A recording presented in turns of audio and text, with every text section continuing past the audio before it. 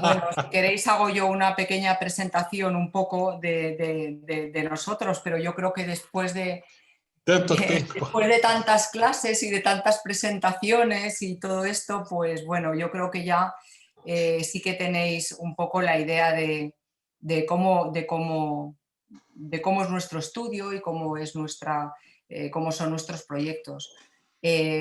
Bueno, nosotros vamos a dividir las conferencias en dos. Hoy voy a hablar yo sobre variaciones tipológicas y mañana hablará Ignacio sobre variaciones en el tiempo. Luego entraremos en lo que es para nosotros el tema de variaciones, ¿no? Como has comentado que hiciéramos una pequeña presentación, bueno, pues nosotros estudiamos en la Escuela de Arquitectura de Madrid. Éramos compañeros de carrera, como es evidente, desde primero éramos compañeros porque además estábamos seguidos en la lista. Yo era García de Paredes y él era García Pedrosa y nos tocaba trabajar en grupo, como vosotros que trabajáis en grupo, pues a mí me tocaba trabajar con él. Entonces tuve mucha suerte porque, bueno, era un buen compañero para trabajar.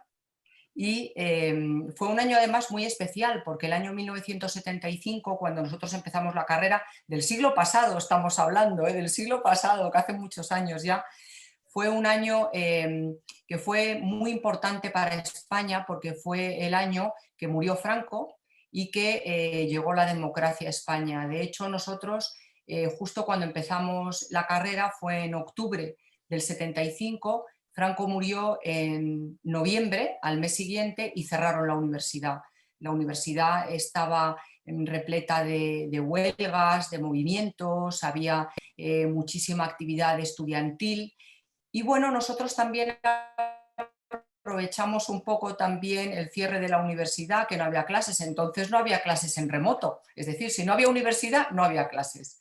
Pues aprovechamos también a conocernos mejor los compañeros, a establecer amistades, a establecer vínculos y bueno, de ahí arrancó ya unos estudios que duraban en Madrid 6 años más un año más para hacer el proyecto fin de carrera, hicimos toda la carrera juntos y ya a partir del año 1982, que fue cuando acabamos la carrera, empezamos a trabajar primero en el estudio de arquitectura de mi padre.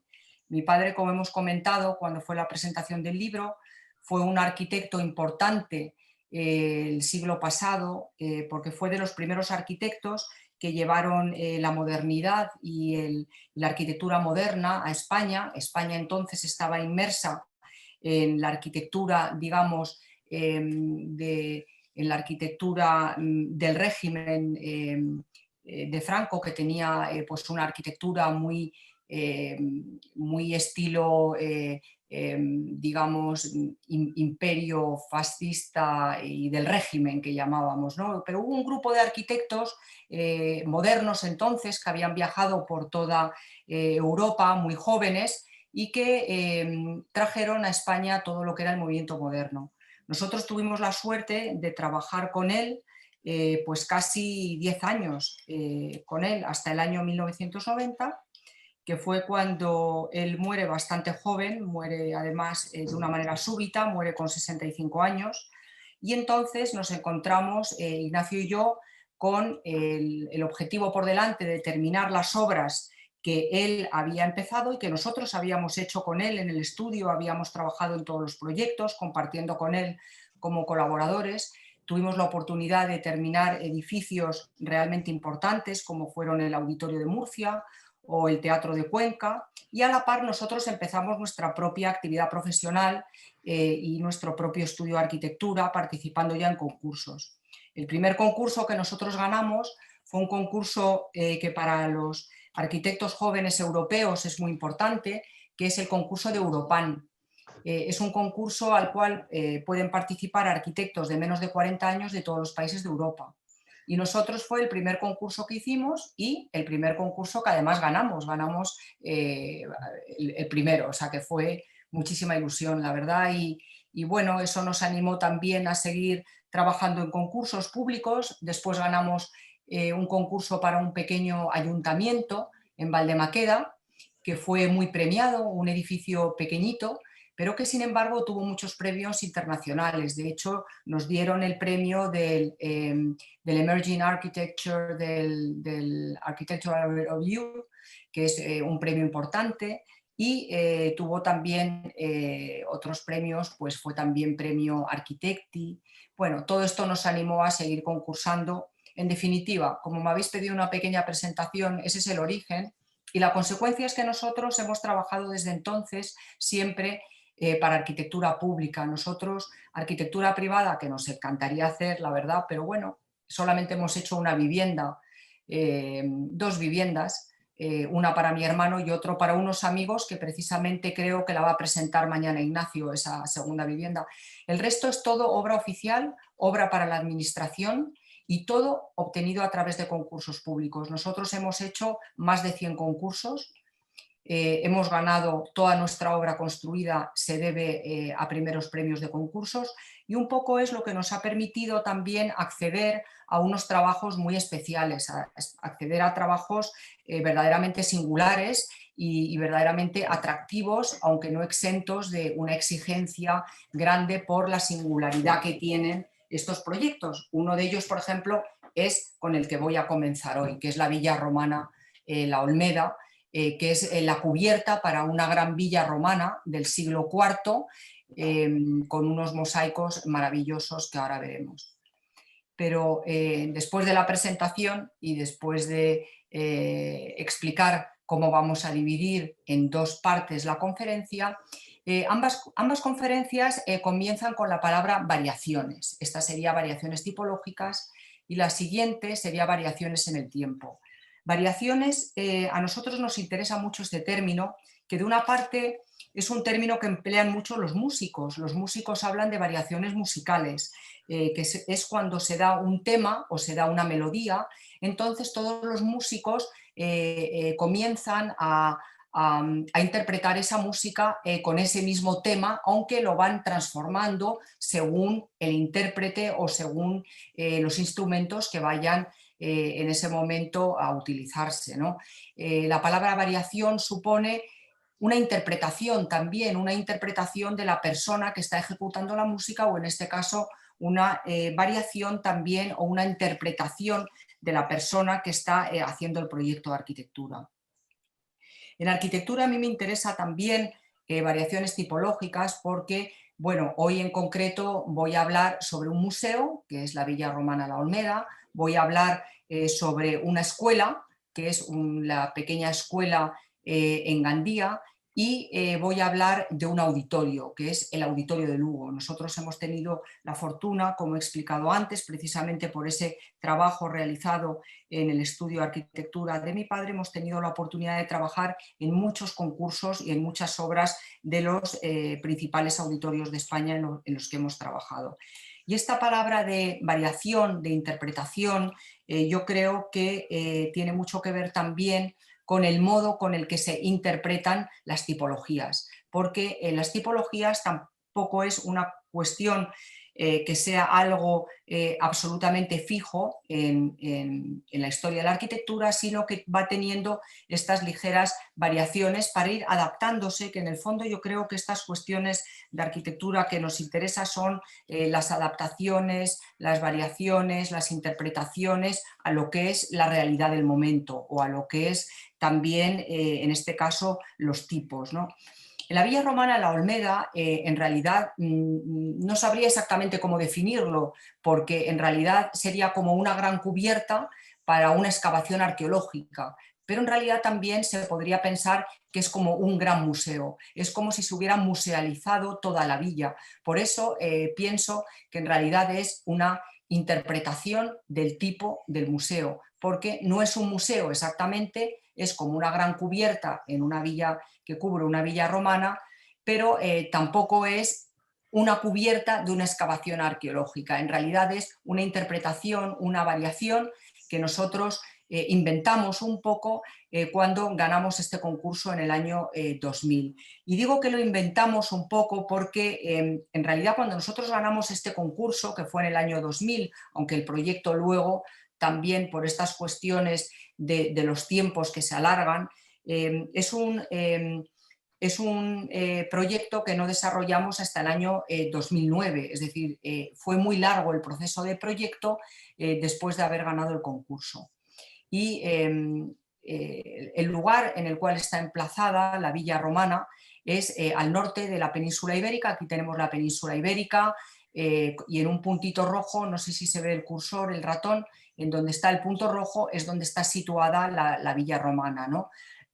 A nosotros nos gusta mucho este plano, este mapa de la península ibérica, porque es el mapa de las villas romanas, que también, si os dais cuenta, es un mapa que no divide Portugal de España, sino que es un único ámbito, que es el ámbito de la península ibérica, que está todo él cruzado por esas vías romanas que están uniendo lo que es la Lusitania, lo que es Portugal ahora, lo que es España, todo en una misma península ibérica que está surcado por todas estas vías romanas que en el fondo lo que hacen es unificar todo lo que es la península ibérica, que es algo que a nosotros nos gusta mucho, pero por otra parte lo que hace también es conectarnos con el resto de Europa, conectarnos con el resto del mundo romano, del cual nosotros somos herederos.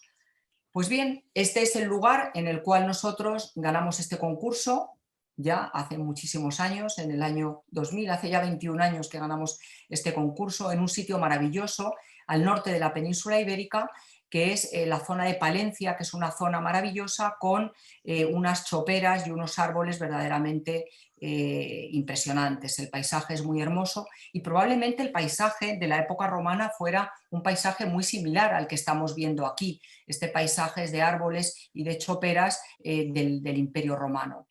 En este lugar fue donde en el año 1968, de una manera absolutamente casual, el propietario de las tierras, que es este señor que aparece señalando con una chaqueta oscura, aparece señalando los mosaicos que ha descubierto, al arar unas tierras que eran de su propiedad, descubre casualmente unos mosaicos hermosísimos en este lugar. Él pensaba que había descubierto un trocito de mosaico y este señor, que era Javier Cortes Álvarez de Miranda, nos explicaba a nosotros cuando ganamos el concurso de la Villa Romana, nos explicaba, es que yo pensaba que había descubierto simplemente un mosaico y al final excavando y limpiando toda la arqueología me he encontrado con la Villa Romana mejor conservada de toda Europa y al final él dedicó toda su vida a la excavación de la Villa Romana. Aquí vemos los mosaicos, a la izquierda el trocito de mosaico que él encontró y a la derecha ya el mosaico ya limpio que es en realidad de una factura sorprendente. Son unas teselas pequeñísimas, unas teselas preciosas con una manufactura maravillosa que se cree que está hecho por mosaicistas que venían del norte de África. Este sería uno de los grandes mosaicos de la Villa de la Olmeda, que es el mosaico que está en el Oecus, que es pues una historia mitológica de Ulises sobre cómo descubre Aquiles que no quería ir a la guerra, todo el mito de la Ilíada y todo el tema mitológico romano, ¿no? Es un mosaico verdaderamente fantástico, que además es de los mosaicos que están mejor conservados de toda Europa, como toda la Villa de la Olmeda, porque es una villa que no se descubrió hasta 1968, con lo cual es una villa que no ha sido sometida a ningún expolio. La villa se empezó a excavar y poco a poco fue saliendo la planta de una villa completa romana, una villa maravillosa, con esta planta canónica, con un patio en el centro, con 4 torres en las esquinas.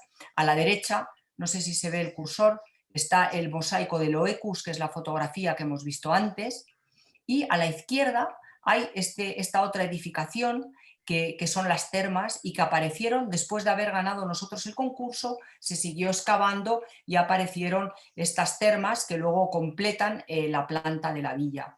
Sucede que el tamaño extraordinario de estas termas, que no se corresponde con el tamaño que debía tener una villa de este tamaño, una villa rural del Bajo Imperio Romano del siglo IV, hace suponer que además esto fuera un centro especial, un centro termal, un centro singular de toda esta zona del norte de Iberia, del norte de la península ibérica, porque tienen realmente un tamaño muy grande para el tamaño de la villa, es casi, pues tiene casi el tamaño de la villa, ¿no? Entonces, nosotros ganamos este concurso de una manera también, bueno, casual también, tuvimos suerte, se habían presentado, bueno, más de 100 equipos, quedaron 4 finalistas y a los 4 que estábamos nos pasamos a un concurso en una segunda fase. Y para nosotros era bastante complicado y difícil el saber cómo se tiene que cubrir un área arqueológica grande, porque en realidad no habían referentes de este tipo. Hablando de los tipos, hay referentes de torres de vivienda. Ahora mismo habíamos estado hablando con Fernando de un edificio híbrido de viviendas. Hay referentes de estas cosas, hay referentes también de un museo, hay referencias de oficinas o de un hospital, pero nosotros no teníamos referencias de cómo tenía que musealizarse una villa romana completa. Estábamos un poco investigando, ¿no?, la manera en la que teníamos que actuar. Nosotros sabíamos, por los arqueólogos, cómo había, desde el punto de vista físico, que proteger los mosaicos cuando se hiciera la obra, que es la imagen que hay arriba, porque nos explicaron que durante la obra, claro, los mosaicos tenían que estar todos protegidos, entonces se protegían primero con arena, porque los mosaicos absorben humedad y entonces la arena los protege porque absorbe también la humedad de los mosaicos, y encima luego se les pone un polietileno, una lámina que los protege durante la obra, ¿no? Pero para nosotros era no tanto la protección física y la protección en sí de los mosaicos, sino lo que nos preocupaba es cómo presentar a los visitantes del siglo XXI, cómo presentar los restos del pasado y los restos arqueológicos del pasado. Y la imagen que hay debajo, la imagen inferior, habla de cómo funciona un antiquarium romano, que lo que hace es colocar las piezas que se van encontrando cada una en su misma posición en la que estaban, y el resto, donde hay piezas que no se conocen, lo que se hace es poner como un tapiz neutro y totalmente ambiguo, sobre el cual se apoyan las piezas, cada una en el propio lugar en el que estuvieron, sin necesidad de reconstruir toda la imagen arqueológica, sino solamente se deja intuir la posición y cómo era en el pasado esa pieza arqueológica. Eso fue un poco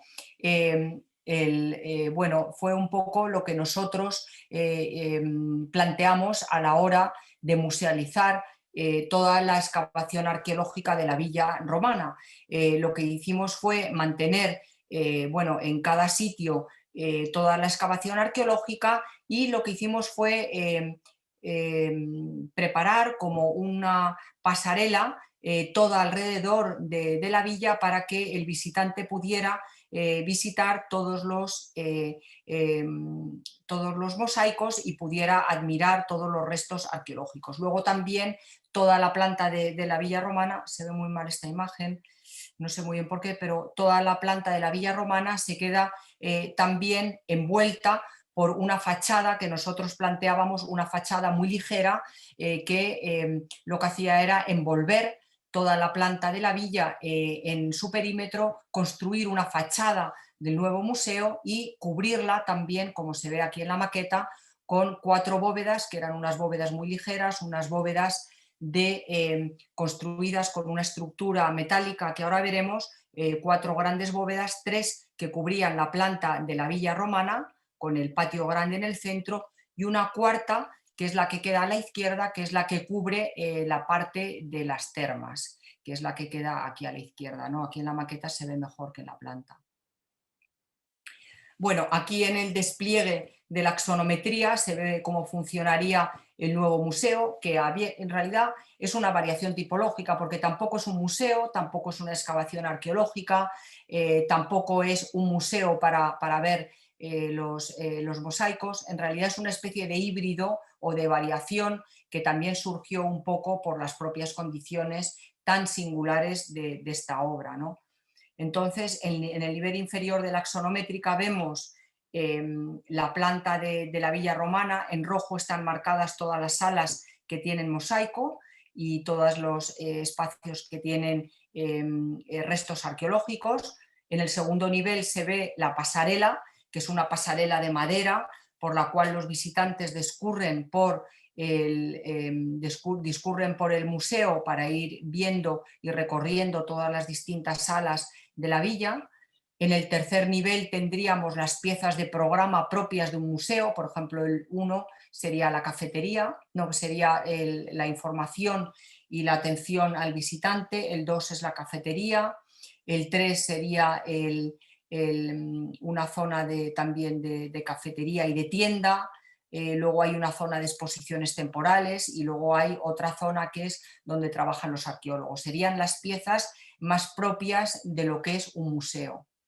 Luego en el cuarto nivel estaría todo el cerramiento, que ahora veremos fotografías de cómo funciona todo el cerramiento de la villa romana con una fachada muy ligera metálica perforada. Y por último tendríamos la estructura, que son las 4 naves en bóveda de estructura metálica que cubren todo el espacio de la villa, con una estructura muy ligera, que también tiene una importancia grande esta cubierta, porque por una parte tenía que resolver el tema estructural.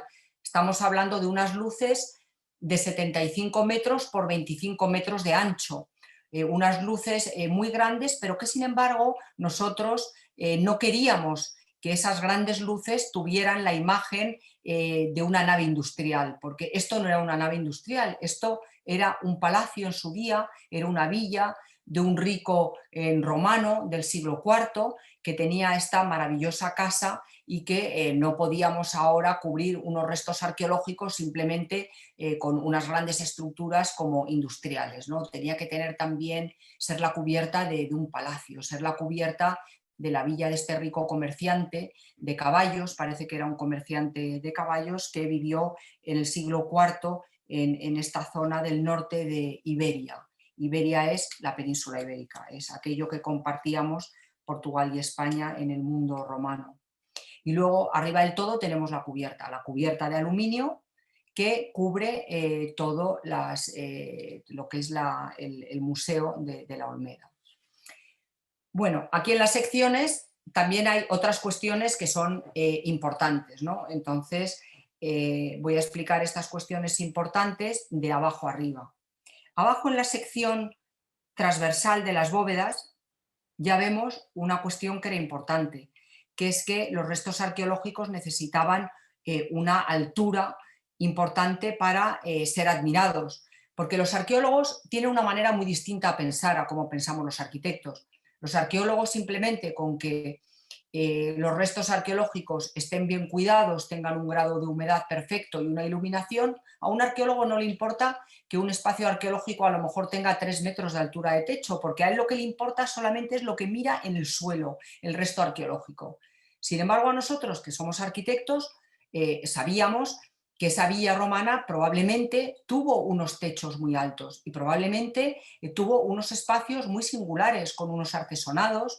Era un palacio y los palacios todos sabemos que no pueden tener 3 metros de altura de techo. Entonces, esta cuestión era importante. Las bóvedas tenían que tener una gran altura para que se pudieran admirar los restos arqueológicos, pero también para que el visitante, además de ver los mosaicos, pudiera imaginarse un gran espacio en el cual estuvieran estos restos arqueológicos inmersos. Es decir, el espacio de la arquitectura es mucho más que la mera resolución de la planta, que el ver un maravilloso mosaico. El espacio arquitectónico es algo mucho más intangible en el cual influyen también los metros cúbicos, influye esa sensación que produce la arquitectura ejemplar. Y en este caso nosotros necesitábamos esa altura para poderle dar el valor que tenían esos mosaicos y no verlos simplemente como una alfombra, que es como los arqueólogos, que estaban muy contentos simplemente con que estuvieran protegidos, pues se mantuvieran, ¿no? En el alzado vemos la fachada, que es esta fachada plegada, que va toda plegadita, toda con una fachada, y luego veremos las fotos. Y entonces aquí teníamos que ver varias cosas que eran importantes para nosotros. Por una parte, la fachada era plegada, porque en esta zona del norte de Iberia el viento sopla fuerte, entonces la fachada plegada ofrece resistencia a la presión del viento y por otra parte también permite tener estas distintas facetas que van también configurando lo que es desde el punto de vista constructivo estos paneles metálicos que configuran la fachada de la villa romana. Luego en las secciones longitudinales se ve también otra cuestión. Por una parte se ve esa altura, que es la altura de la nave, que es lo que yo explicaba antes, que es importante tener toda esa altura para poder admirar no solamente los mosaicos, sino poder tener la sensación de estar dentro de un palacio, ¿no? Y se puede ver también otra cuestión que es importante, que es el nivel. Si nosotros continuamos la cota cero, la cota del terreno, cómo el visitante entra prácticamente al mismo nivel y puede pasar por unas pasarelas que van todas al mismo nivel, en una misma cota, sin moverse de cota y moverse por toda la planta de la villa y por toda la planta de la excavación. Esto era una cosa muy importante. Era una cosa importante porque, como he comentado antes, teníamos pocas referencias, prácticamente ninguna, de musealizaciones, de excavaciones arqueológicas de otros lugares. Solamente alguna, por ejemplo, en Sicilia está la villa del Casale en Piazza Armerina, que allí la construcción es toda de pasarelas que suben y bajan con escaleras para ver los mosaicos. Bueno, esto es una discusión que tuvimos, bueno, no quiero decir discusión porque en el fondo yo creo que con los arqueólogos es mejor no discutir, porque ellos tienen, como he dicho, un punto de vista completamente diferente al de los arquitectos. Entonces, más que convencer, hay un poco como que dialogar, como que, no diría yo engañar, pero convencer, pero intentar disuadir, intentar darle otras armas y otras razonamientos que ellos de entrada no comprenden. Ellos, por ejemplo, creen que los mosaicos hay que verlos casi como si fuera a vista aérea, ¿no? Como las fotografías de los libros, cuando en realidad cualquier arquitecto sabe, cuando está en un lugar de estos, que estos mosaicos se pensaban para ser vistos a nivel de suelo, porque eran mosaicos para pisarse. Nunca se pensaron fabricar estos mosaicos para verlos desde el cielo a vista de pájaro. Estos mosaicos tienen un punto de vista para verse a nivel. Entonces, en esta sección estamos hablando de cómo los mosaicos se ven a nivel, que conseguimos disuadir a los arqueólogos de que pusieran como unas grandes estructuras para verlos desde lo alto. Nosotros además es que no queríamos llenar todo de estructuras y no queríamos el espacio totalmente diáfano y limpio, ¿no? Luego ya en la siguiente sección longitudinal vemos otra cosa que también era importante, que es la altura del edificio. Por una parte tenía que ser todo lo alto que pudiera ser, pero por otra parte no podía ser más alto que los árboles que había también en los alrededores, que las choperas. Y eso es importante porque los árboles también tienen su escala, tienen también una altura determinada, que es algo que también hemos comentado mucho con los alumnos cuando estamos proyectando para la Alhambra, que es muy importante no dibujar simplemente un redondel verde, es muy importante que el árbol tenga su altura y que el árbol tenga todo la dimensión que tiene que tener. En este caso eran unos árboles que hemos visto estrechos, altos, y el edificio no podía ser más alto que las copas de los árboles. Bueno, con todas estas cuestiones que hemos estado hablando en la sección, al final el resultado final es este, ¿no? El resultado final es, primero, una estructura muy ligera que parece flotar sobre los restos arqueológicos, que solamente puede apoyar en 4 puntos en el patio central, como vemos, con esas estructuras metálicas vistas, porque como es evidente, los arqueólogos que son muy especiales, ya hemos hablado lo especiales que son los arqueólogos. Lo último que nos van a dejar es que pongamos una cimentación en medio de los mosaicos, y nosotros tampoco querríamos, ¿no? Entonces, toda la excavación arqueológica queda consolidada a 1 metro respecto del nivel de los mosaicos, y la pasarela que se ve ahí, ahora veremos más imágenes, discurre como a 1,5 metros sobre el nivel de los mosaicos y siempre a nivel. Entonces tenemos la cubierta que parece flotar, tenemos el cerramiento perimetral que es muy ligero, transparente, está construido con policarbonato, y luego tenemos esta pasarela que también parece flotar por la excavación, que además la pasarela va incorporando en la parte baja todos los elementos estos necesarios que sabemos que necesita un museo. Pues, por ejemplo, toda la iluminación de los mosaicos va debajo de esta pasarela. Y luego esta estructura metálica que además tenía otros condicionantes que ahora comentaré. Por una parte, no debía de ser una cubierta industrial, una cubierta de nave industrial de grandes cerchas, sino que tenía que ser algo ligero, algo delicado, que tenía que ser como un artesonado, que un poco nos evocara un espacio que tuvo en su día la villa, y que tuviera un poco la dignidad que el espacio requería, ¿no? Por otra parte, el presupuesto también era ajustado. Estas obras de la administración no tienen grandes presupuestos, y por eso la estructura queda absolutamente vista, y también todo lo que es la chapa metálica que va configurando la cubierta queda también vista, ¿no? La estructura queda vista pintada en blanco, y luego la cubierta queda interiormente pintada en gris muy oscuro, de tal manera que configura este artesonado que es el que vemos aquí, ¿no? Bueno, la estructura queda, como vemos, vista, son estas grandes vigas que tienen 75 metros de largo, solamente con esos 4 pilares que están en el centro del patio, y con la pasarela, que es esta pasarela de madera que vemos aquí, que tiene estas barandillas que son de vidrio transparente también para poder ver los mosaicos y para podernos asomar. Y también aquí se ve cómo de esas pasarelas, de la parte inferior de las pasarelas, es donde tenemos todo el tema de la iluminación de los mosaicos, para que el espacio quedara lo más desnudo posible, lo más limpio posible, y quedara absolutamente desnudo, ¿no? Quedara todo el gran espacio desnudo. Este dibujo también, igual que la planta, no sé por qué se ve muy mal, no sé si será por la conexión de internet o qué, pero se ve muy mal. Es una axonometría de la cubierta y de la estructura, y de cómo apoya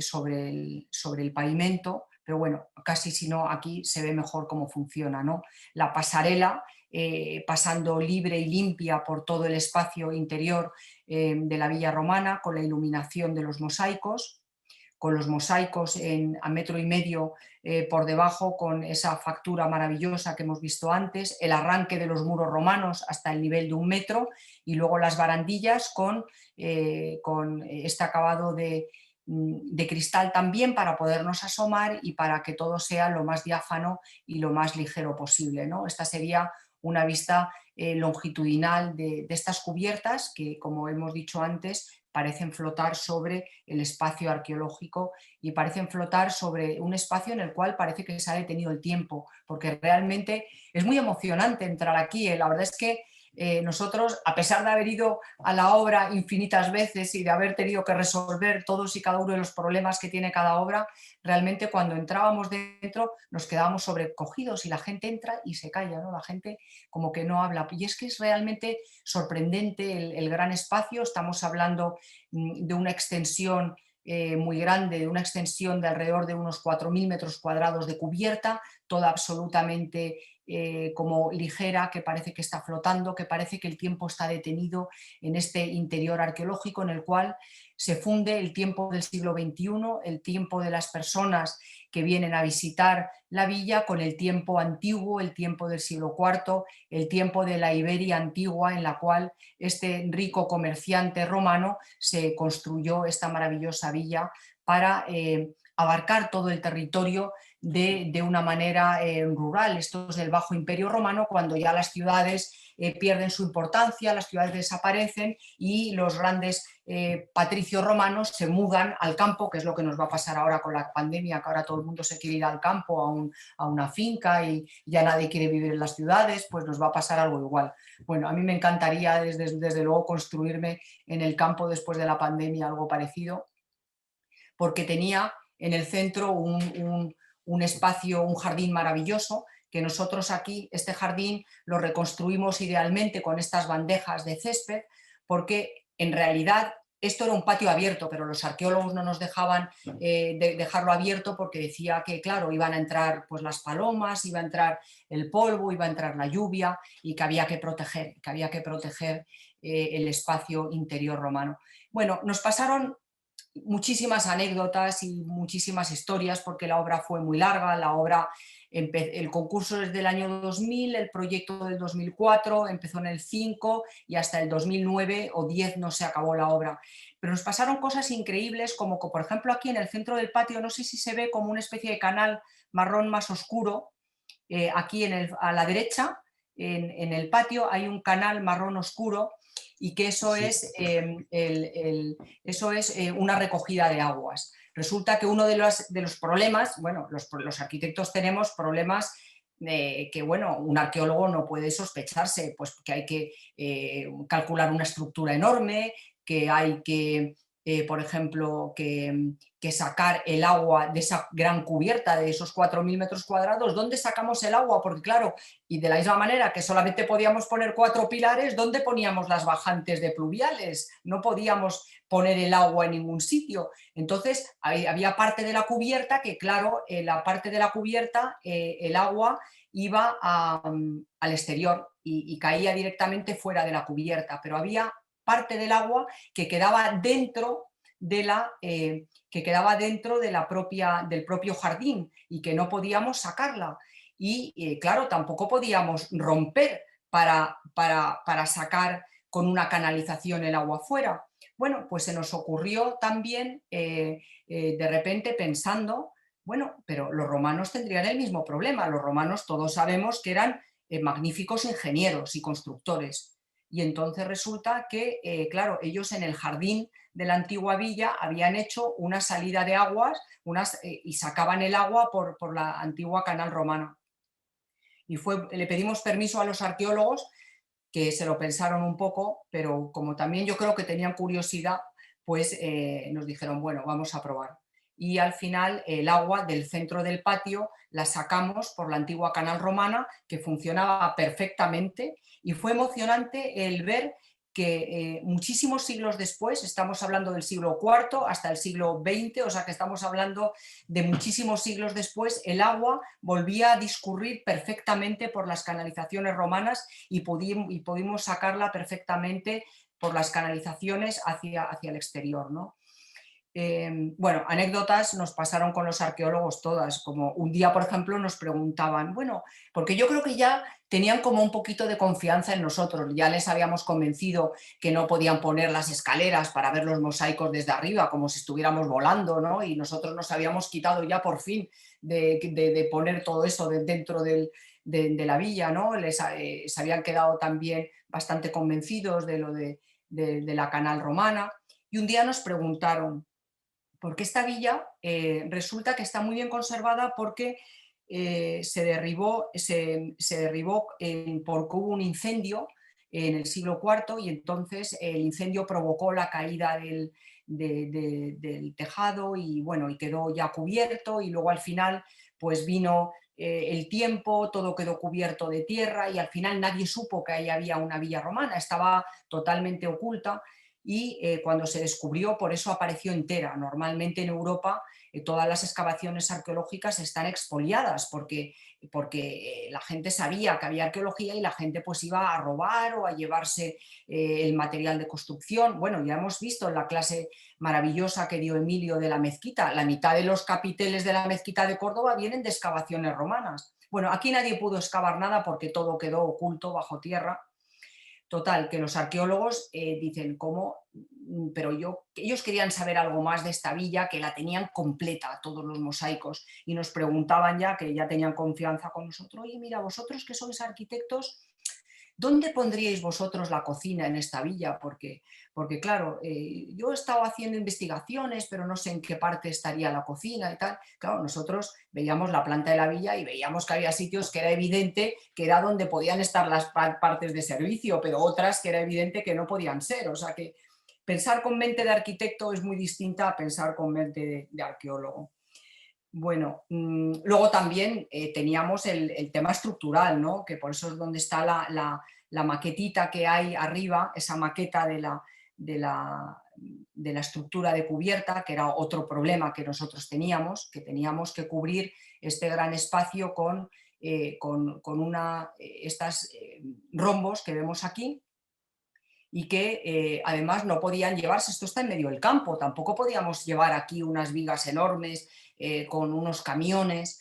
Entonces ideamos este sistema de estos rombos que se construían en un taller, en el taller más próximo, pero que estaba a 300 kilómetros de aquí, y que luego estos rombos se transportaban y se llevaban al sitio, y luego se iban atornillando y se iban ensamblando unos con otros. Este era uno de los problemas que había, el tema estructural. Hemos hablado del tema de la recogida de aguas, hemos hablado también del tema, por ejemplo, del acondicionamiento. Este espacio es un espacio que no tiene aire acondicionado ni calefacción, es simplemente un espacio ventilado. Solamente un 3% de todo el volumen es lo que se acondiciona, que ahí al fondo vemos en esta imagen, sería la cafetería.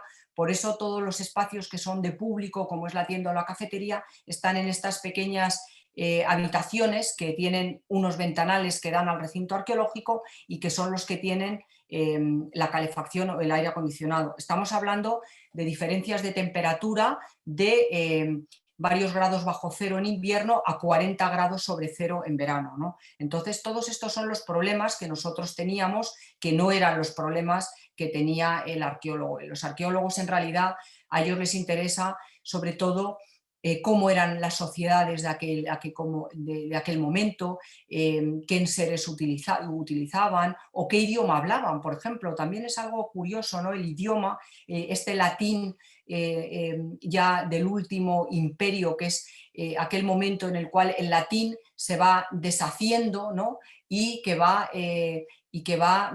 variándose y que va adaptándose de una manera muy distinta de unos países a otros, ¿no? De hecho, por ejemplo, la semana pasada, que fue el Día del Libro, leí un artículo muy bonito de cómo el latín en esta época se iba deshaciendo, y por ejemplo la palabra España, que nosotros la escribimos con ñ, con esta letra que tenemos que tiene como un rabito que hace así, la ñ, en cambio en Portugal es Espanha, con una H, y los italianos en cambio dicen Spagna con G, Spagna, y todo deriva del latín y precisamente de estos momentos del Bajo Imperio, cuando ya el latín se va un poco como deshaciendo y ya cada localidad va un poco como adecuándose el idioma a su particular lugar, ¿no?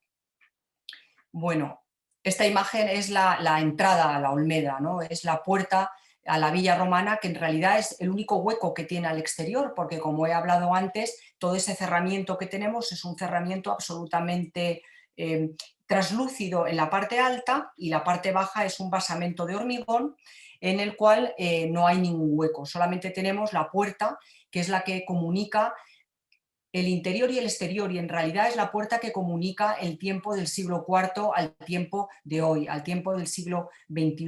Es la comunicación de ambos espacios arqueológicos y del espacio real, que es donde se comunica el interior con este paisaje que hemos visto antes. De hecho, esta es la dimensión de las choperas, la dimensión de los árboles que he explicado antes en la sección, que es un poco el tamaño que debía de tener la villa romana, el tamaño que debía de tener en altura y en tamaño para no ser disonante en este paisaje intocado del río Carrión, en Palencia, en la zona norte de la península ibérica, ¿no?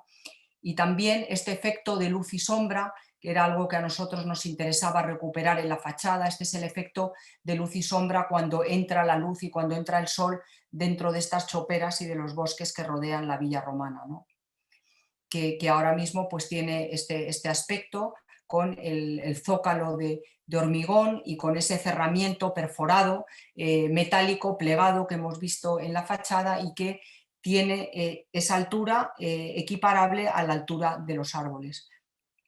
Como he comentado antes también, las diferencias de temperatura son muy grandes en las distintas épocas del año y también esa integración en la naturaleza y ese ser amigo del paisaje y de los colores hace también que el edificio pues vaya respondiendo bien a las distintas estaciones y a los distintos colores. Ya hemos visto en primavera o por ejemplo en otoño, cuando la siembra se vuelve otoñal con estos colores, ¿no? O por ejemplo en invierno cuando hace varios grados bajo cero y todo queda nevado, y siempre el edificio tiene esta presencia como absolutamente mimética con el paisaje y con la escala de la naturaleza que vemos en estas fotografías, ¿no?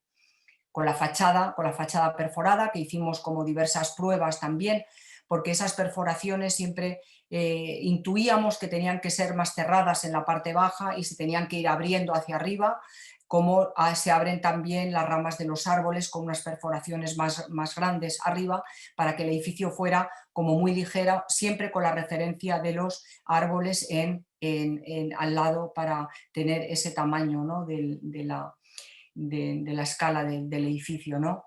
Esta sería la sección constructiva del cerramiento, con el cerramiento exterior con la chapa perforada que hemos visto, de acero Corten, con la subestructura metálica que sujeta la chapa perforada, y el cerramiento interior del policarbonato, que es lo que hace que parezca que la estructura está flotando, ¿no? Y con el zócalo de hormigón blanco que hemos visto antes, ¿no?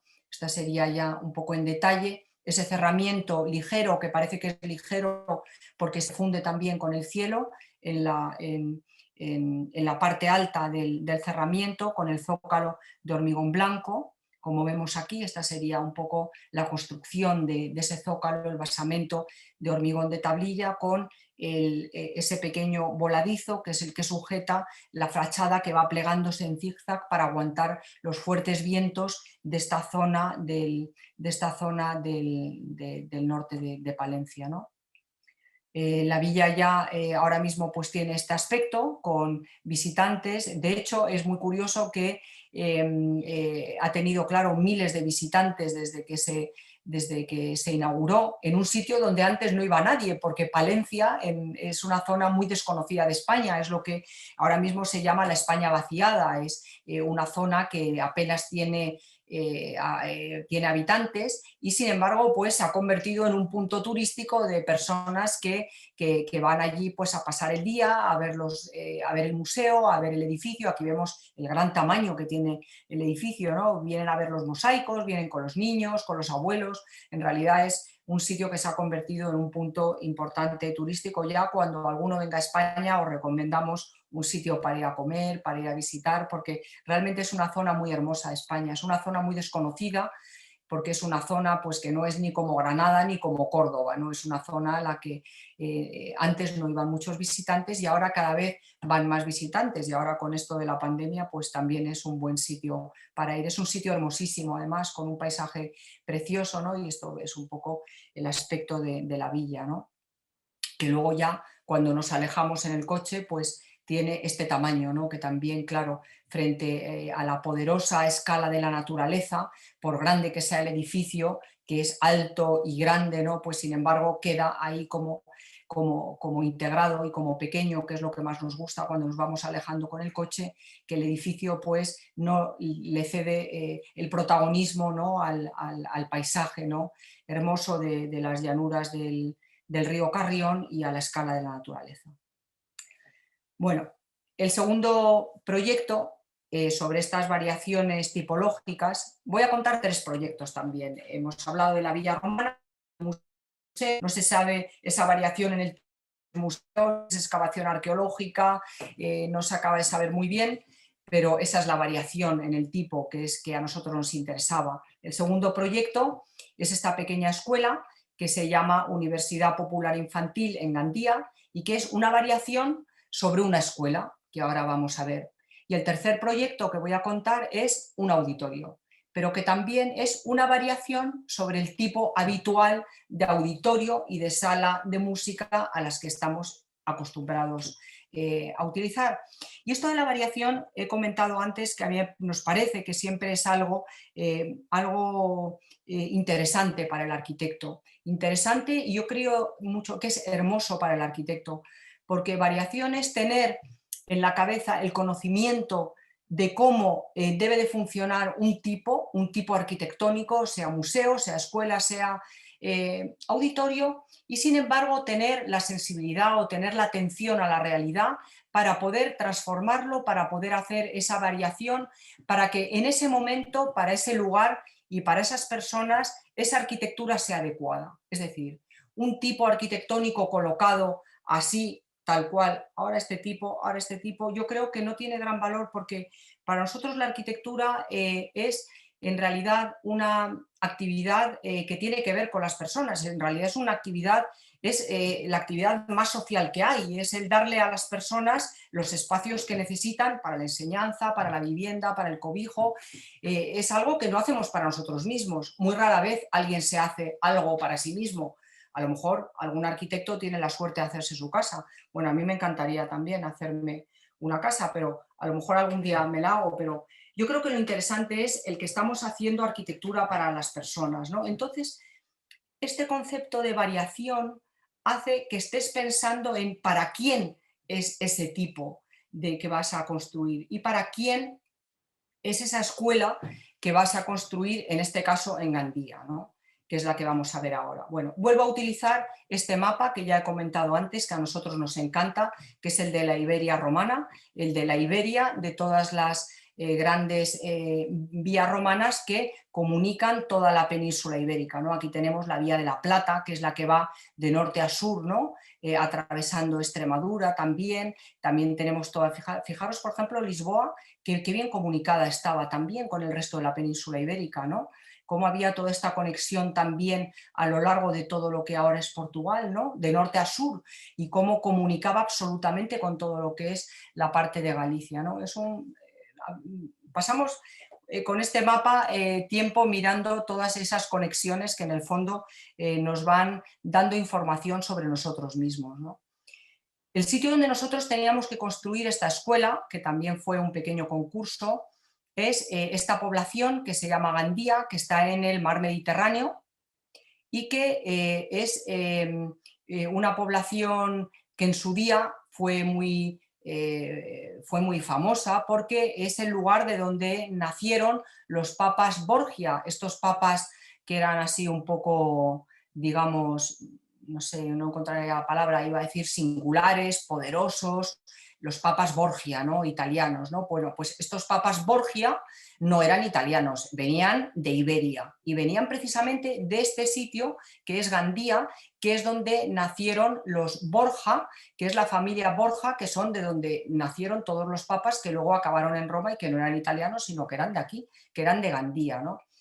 Bueno, entonces nosotros teníamos este solar, que es donde está aquí marcado en verde, en este lugar, que es donde teníamos que construir una escuela, ¿no? Esto es la parte del casco histórico de Gandía con el Palacio de los Borja, que está al otro lado, y este es el río Serpis que hay aquí.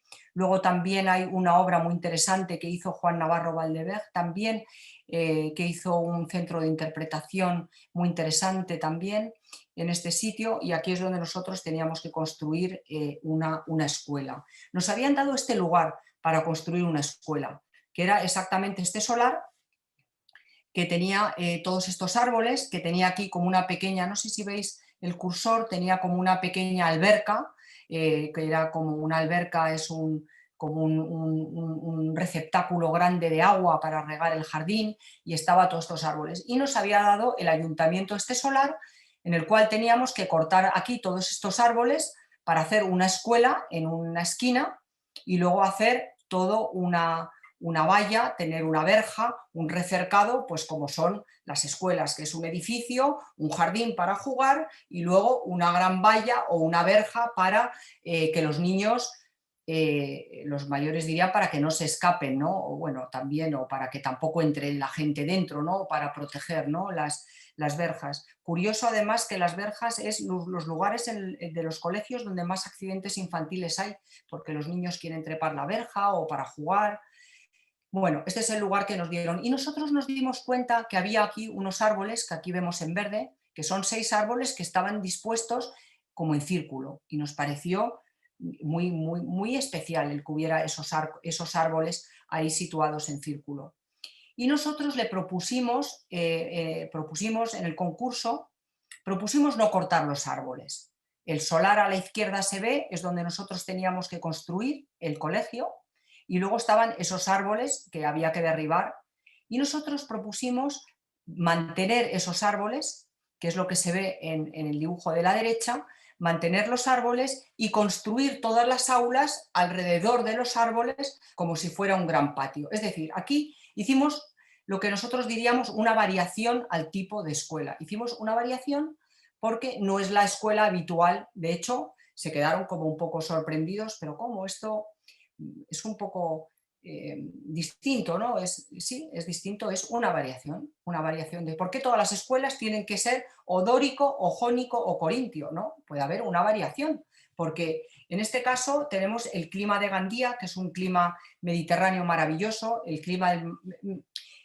Mediterráneo es el paraíso, en realidad, es el clima maravilloso, es óptimo todo, es el paisaje, es el clima, es la historia, es un lugar mágico, yo creo, el Mediterráneo. Y el clima es fantástico, en realidad, ¿por qué hacer una escuela con un pasillo y con aulas a los dos lados? No tiene tampoco mucho sentido teniendo este clima y teniendo estos 6 árboles que ya estaban. Fijaros que el ayuntamiento pretendía cortar todos los árboles para luego plantar un jardín. Era un poco absurdo, ya de entrada estábamos salvando 6 árboles y propusimos este esquema, todas las aulas alrededor de los árboles con un gran patio y además de salvar los árboles nos ahorrábamos el hacer todo el cerramiento y toda la valla del jardín, porque el propio colegio era ya el jardín, ¿no? El propio colegio era ya la fachada del colegio, era ya el cerramiento, era ya la valla, ya los niños ya no tenían que tener una valla para no escaparse porque los niños estaban dentro del propio patio de juegos, estaban ya ahí dentro y ya no tenían peligro, o si se querían escapar pues tampoco se podían escapar. De hecho, cuando los niños están felices en un colegio, no solamente no se quieren escapar, sino que lo que quieren es ir todos los días al colegio, en vez de estar en su casa aburrido. Les gusta estar con niños y aprendiendo, que es lo natural, si el colegio funciona bien, ¿no? Aquí en la axonométrica vemos un poco todo el esquema, ¿no? Aquí la preexistencia eran los árboles, la preexistencia no eran los mosaicos romanos ni los restos arqueológicos. Luego la preexistencia pues puede ser en este caso muy diversa, ¿no? Y en este caso pues eran los árboles. Tenemos la estructura que vemos en la parte de abajo de la axonométrica, que era de hormigón, que eran estos muros de hormigón. Tenemos el cerramiento, que ahora veremos, que era de cerámica, y tenemos el cerramiento interior, que era un cerramiento muy transparente de madera y de carpintería de vidrio, que era el interior. El exterior todo muy opaco de cerámica y el interior muy transparente hacia el jardín de los árboles, y luego la gran cubierta, que era con esa forma, que tenía esa forma de flor, que no era un recuerdo a Kazuyo Sejima, ¿no? Era simplemente porque los árboles tenían esa forma, los árboles que ya existían, ¿no?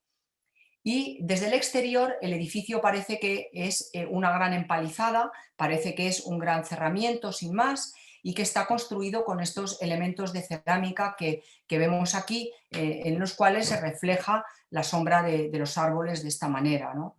Y por el otro lado vemos asomándose ya las 6 moreras que los 6 árboles que habíamos salvado, que estaban felices de que les hubiéramos salvado la vida en el interior del parque, ¿no? Esto es el exterior de la pequeña guardería.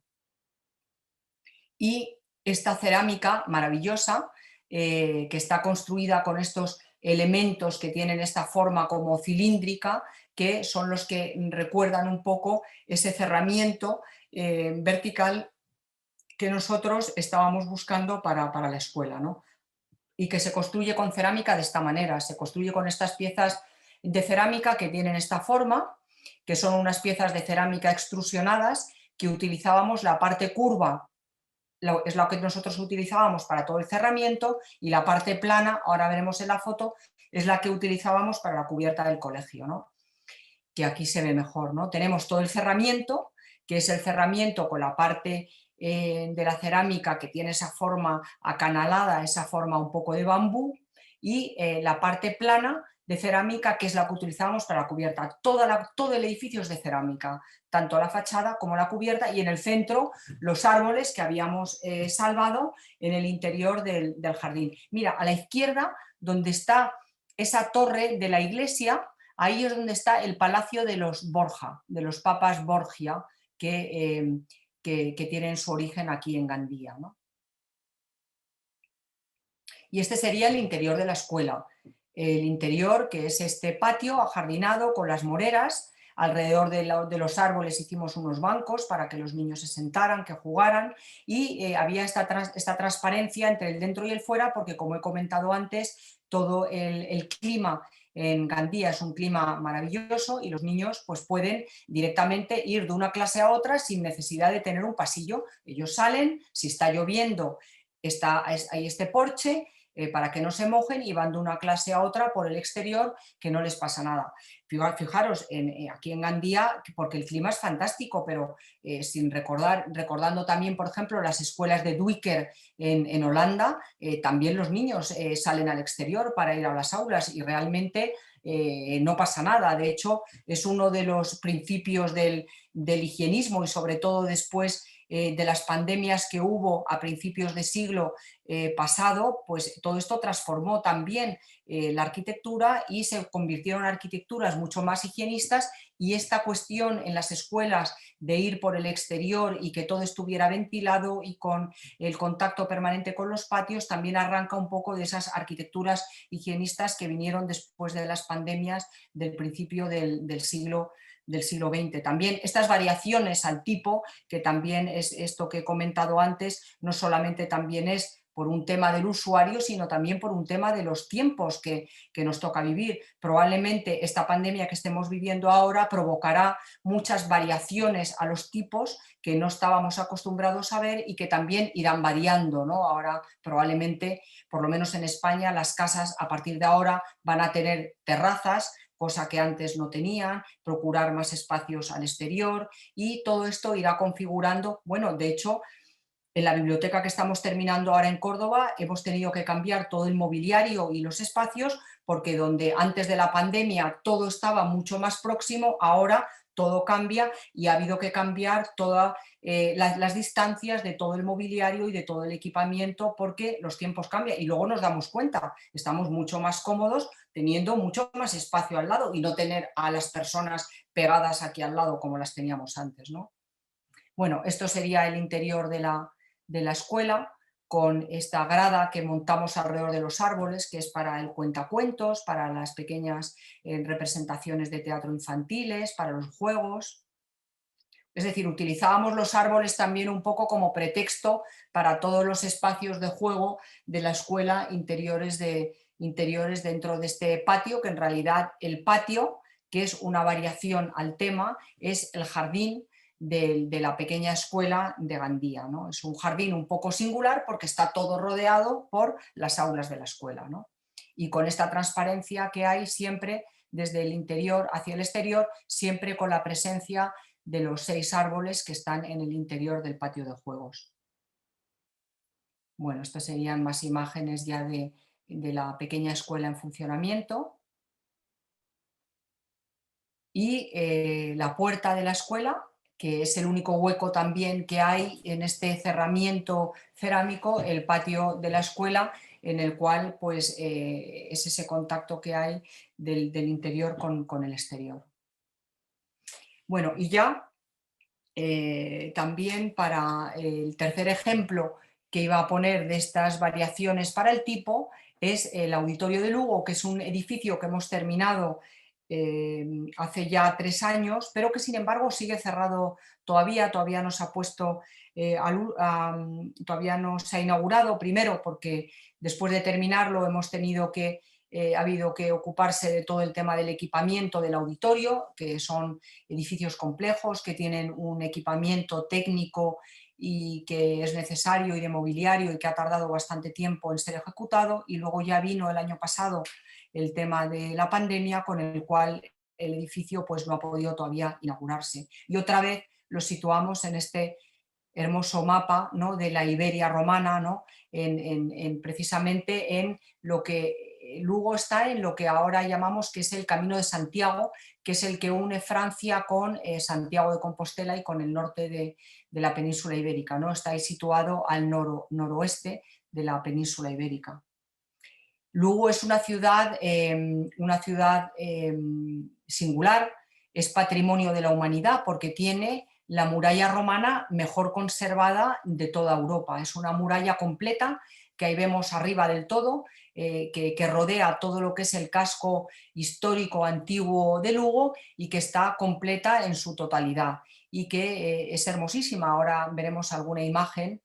El auditorio está situado al sur del casco histórico de Lugo. Aquí tenemos este puntito rojo que está aquí, que está situado al lado del río, que es este río que está aquí dibujado en negro, el río Miño, que es el río que recorre toda esta parte de Galicia, ¿no? Y el auditorio está en la parte nueva de la ciudad y al sur del casco histórico, pero con vistas muy hermosas hacia el río Miño. Bueno, esta es la muralla de Lugo, que es una muralla realmente extraordinaria, ¿no? Extraordinaria porque está completa con todas las torres que vemos y porque tiene una condición que a nosotros nos resulta especialmente atractiva, porque es una muralla que se recorre en 2 niveles. Se recorre en el nivel inferior, que es donde vemos donde están los coches, donde está la calle, y luego se recorre también entera en su parte superior, en ese camino peatonal que hay en la parte superior, que tiene un jardín en toda la parte alta. Así, en todo el perímetro de la muralla. Es realmente fascinante la muralla. Desde el punto de vista arqueológico, desde el punto de vista topográfico y desde el punto de vista arquitectónico también. Entonces, esa doble condición que tenía la muralla de Lugo, pudiéndose recorrer a 2 niveles, es un poco también la idea que genera el auditorio de Lugo, porque es un auditorio que está situado, como lo vemos aquí, al lado del río Miño, como hemos visto antes, en una zona nueva de la ciudad, al lado de un parque, pero también está situado entre 2 niveles muy distintos, porque el nivel de la calle de abajo, que es este nivel de aquí, ese nivel es un nivel que está mucho más bajo que el nivel superior, que es donde están los árboles, que es donde está el jardín del auditorio de Lugo, que es la parte alta, ¿no? Entonces el edificio tenía que desarrollarse y tenía que recorrer estos 2 niveles en 2 alturas distintas, por una parte, ¿no? Eso era algo que a nosotros nos parecía que era interesante, ¿no? Aquí en la maqueta también se ve esa topografía de la colina empinada en la cual el edificio se apoya con esa fachada plana en la parte de abajo del solar, que es la parte que da a la avenida, ¿no? Y cómo el edificio, en cambio, en la parte alta del solar se fragmenta en 2 volúmenes más pequeños, que son los volúmenes de las salas de concierto y que se apoyan sobre la parte alta del solar. Bueno, esto también además nos ayudaba también a hacer, a poder poner en la parte baja del solar, poder poner las torres escénicas, que siempre necesitan mucha altura, y no consumir más altura para que el edificio se integrara en altura con la altura de los edificios que hay alrededor, ¿no? Bueno, aquí vemos en la axonométrica cómo funciona el edificio, vemos cómo las salas de concierto están apoyadas sobre la ladera, están apoyadas sobre la topografía natural de la ladera y que están unidas por una galería que es una galería lineal que va cosiendo esas salas de concierto y que están unidas por una galería que tienen esta fachada que ahora veremos. Es una fachada muy singular, es una fachada que recuerda las galerías vernáculas de la arquitectura popular y tradicional en Galicia, ¿no? Están las dos salas, bueno, una que tiene 900 plazas, que tiene 300, luego tiene esa cubierta fragmentada que va un poco cubriendo las salas, y luego tiene la fachada que da al jardín. Pero en este caso la variación al tipo viene dada porque estas salas, las dos salas, tienen iluminación natural en la parte de atrás, que es algo que es poco habitual. Normalmente las salas de concierto son salas que son opacas, que tienen que ser unas cajas acústicas perfectas, unas cajas musicales para que suenen bien, para que la acústica funcione, pero sin embargo la luz natural pues no aparece, ¿no? Aquí nosotros en el concurso hicimos esta aportación, esta variación al tipo, que es esa transparencia entre el interior y el exterior, el que desde el interior de la sala de conciertos se pudiera ver al jardín, y que también viceversa desde el jardín se pudieran ver al interior lo que sucedía en las salas de concierto, ¿no? Aquí en la maqueta se ve un poco esa transparencia que nosotros queríamos desde el jardín, de la parte alta del solar del emplazamiento hacia las salas de concierto, con la transparencia a través de los grandes ventanales. Bueno, aquí se ve mejor en la fotografía el jardín de la parte alta, con esos árboles y con la ladera que va cayendo, y cómo las dos salas de concierto tienen estos dobles ventanales de vidrio que procuran luz natural y también esa transparencia que nosotros queríamos entre el interior y el exterior. Esas variaciones al tipo que nos resultaba atractivo aportar al concurso, el aportar la iluminación natural, que es algo que no es habitual, pero una aportación al tipo que también era un poco un recordatorio de cómo la música también se origina. Cuando se originó al principio de los tiempos, siempre se originó vinculada a los espacios abiertos, y se originó vinculada a la escucha de la música en espacios de la naturaleza, rodeado de la naturaleza y en espacios abiertos. Es decir, era una variación al tipo, pero también recordando también unas músicas antiguas que tenían esas vinculaciones con la naturaleza. Bueno, esta sería la entrada principal al auditorio. Es un auditorio que de construcción es también muy elemental. En este caso está construido con unos elementos de chapa metálica también, que también recuerdan las construcciones en Galicia. En Galicia hay muchísima humedad y se construye mucho con paneles metálicos, y luego con esa transparencia en la entrada hacia el vestíbulo que vemos aquí. Una vez que hemos traspasado la puerta, claro, nosotros entramos a nivel desde la parte alta del solar. Entonces, cuando entramos a nivel, estamos muy por encima de la avenida que hay abajo, ¿no? Que eso es lo que nos ayuda también a que las salas queden absolutamente integradas en la topografía, porque entramos en este nivel alto. Desde aquí vemos del ventanal al fondo, detrás de las casas que hay, de las viviendas, se ve el paisaje del río Miño. Entramos ya en alto, divisando el río Miño y el paisaje del río Miño, y entramos por la parte alta de las salas de concierto. Ahora veremos un poco cómo entramos a las salas, ¿no? Bueno, aquí se ve mejor en la sección. Se entra por la parte alta, en la parte de la izquierda, y se entra por la parte alta de los graderíos de la sala de concierto, que quedan apoyados en la topografía y en la ladera de esta manera, ¿no? Esta sería la sección de arriba por la sala principal, por la sala de 900 plazas, entrando por la parte de arriba, y en cambio en la sección inferior sería la sección por la sala pequeña, que también entramos por la parte alta a esta sala, que tiene también un espacio escénico que en cambio queda absolutamente metido dentro del volumen del edificio, ¿no? Y con esta galería que vemos aquí también a la derecha, que es la galería que va uniendo las dos salas de concierto y que tiene las vistas hacia el río. Bueno, esta sería ya la planta de las salas de concierto y la planta principal del auditorio, que también vemos que es una planta que es un poco engañosa, porque parece que tiene una fachada muy larga, que el edificio es muy largo, pero sin embargo lo que es muy larga es la fachada, pero tiene poco fondo, ¿no? Tiene poco fondo, es como simplemente una galería con las dos salas que están integradas, que están incrustadas en esta galería, un poco recordando también a las salas griegas también y romanas, que tienen un graderío que va apoyado, las griegas que van apoyadas en la ladera en un único graderío. Es una sala de conciertos que tiene una planta muy sencilla, ¿no? Luego ya en las distintas plantas esa galería se va ocupando con otros elementos de programa que apoyan estas dos salas de concierto con otras salas más pequeñas, pues para tener otros usos en este edificio, ¿no? Bueno, esta sería la sala pequeña, que es una sala con un graderío bastante empinado, con el gran ventanal que da a los árboles y al parque y al jardín que hay en la parte de la entrada del auditorio, en la parte alta.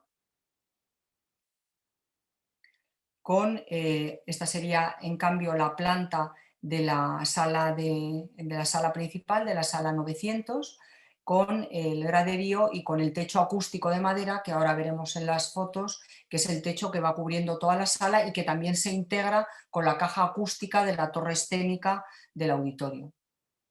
Bueno, esta sería la entrada del auditorio principal. Como antes he comentado, se entra en alto, se entra desde el nivel del jardín y se entra directamente por la parte alta de la sala. Normalmente en un auditorio se suele entrar por la parte de abajo y luego se sube. Aquí no, aquí se entra por la parte de arriba, se ve el jardín al fondo, se ve los árboles, se ve el jardín por el gran ventanal y luego ya puedes o subir por la parte de arriba o también tener una entrada para acceder a la parte baja. Todas estas cuestiones hacen que la sala sea absolutamente singular, ¿no? Y esta es la variación al tipo que nosotros aportamos en el auditorio de Lugo, que es esa transparencia entre el interior y el exterior y es esa posibilidad de estar escuchando música con la vista también de la naturaleza y con la vista del parque y de los árboles que hay al fondo de la sala.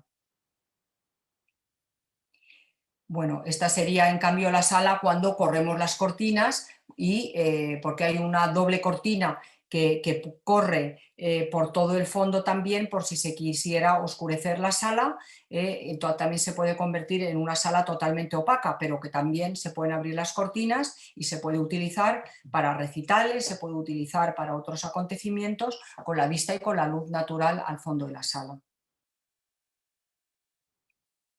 Bueno, estas serían ya más imágenes de la sala principal, de cómo funciona este doble vidrio que hay en la parte de las salas para construir ese cerramiento y tener una insonorización absoluta respecto del exterior, y con la cortina que discurre en estos carriles, ¿no? que se ven ahí arriba, ¿no? Para cerrar la sala.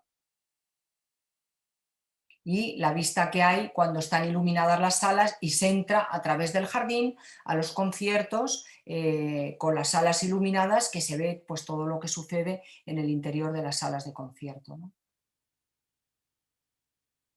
Bueno, el otro elemento singular que tiene el edificio es la fachada, ¿no? Que aquí vemos en esta imagen la galería, que es la galería que va cosiendo las dos salas de concierto y los otros programas que hay, con una galería que es de cristal, pero que no es un muro cortina. Un muro cortina es un muro muy finito con unos perfiles de hierro. Sin embargo, esto es un muro grueso, un muro construido con estructura de hierro y con elementos de vidrio con distintas opacidades, porque los vidrios son opales o transparentes según la iluminación que requieran los espacios que hay detrás, pero que es un punto singular del auditorio porque es una galería que recuerda, como antes he comentado, a las galerías gallegas, ¿no?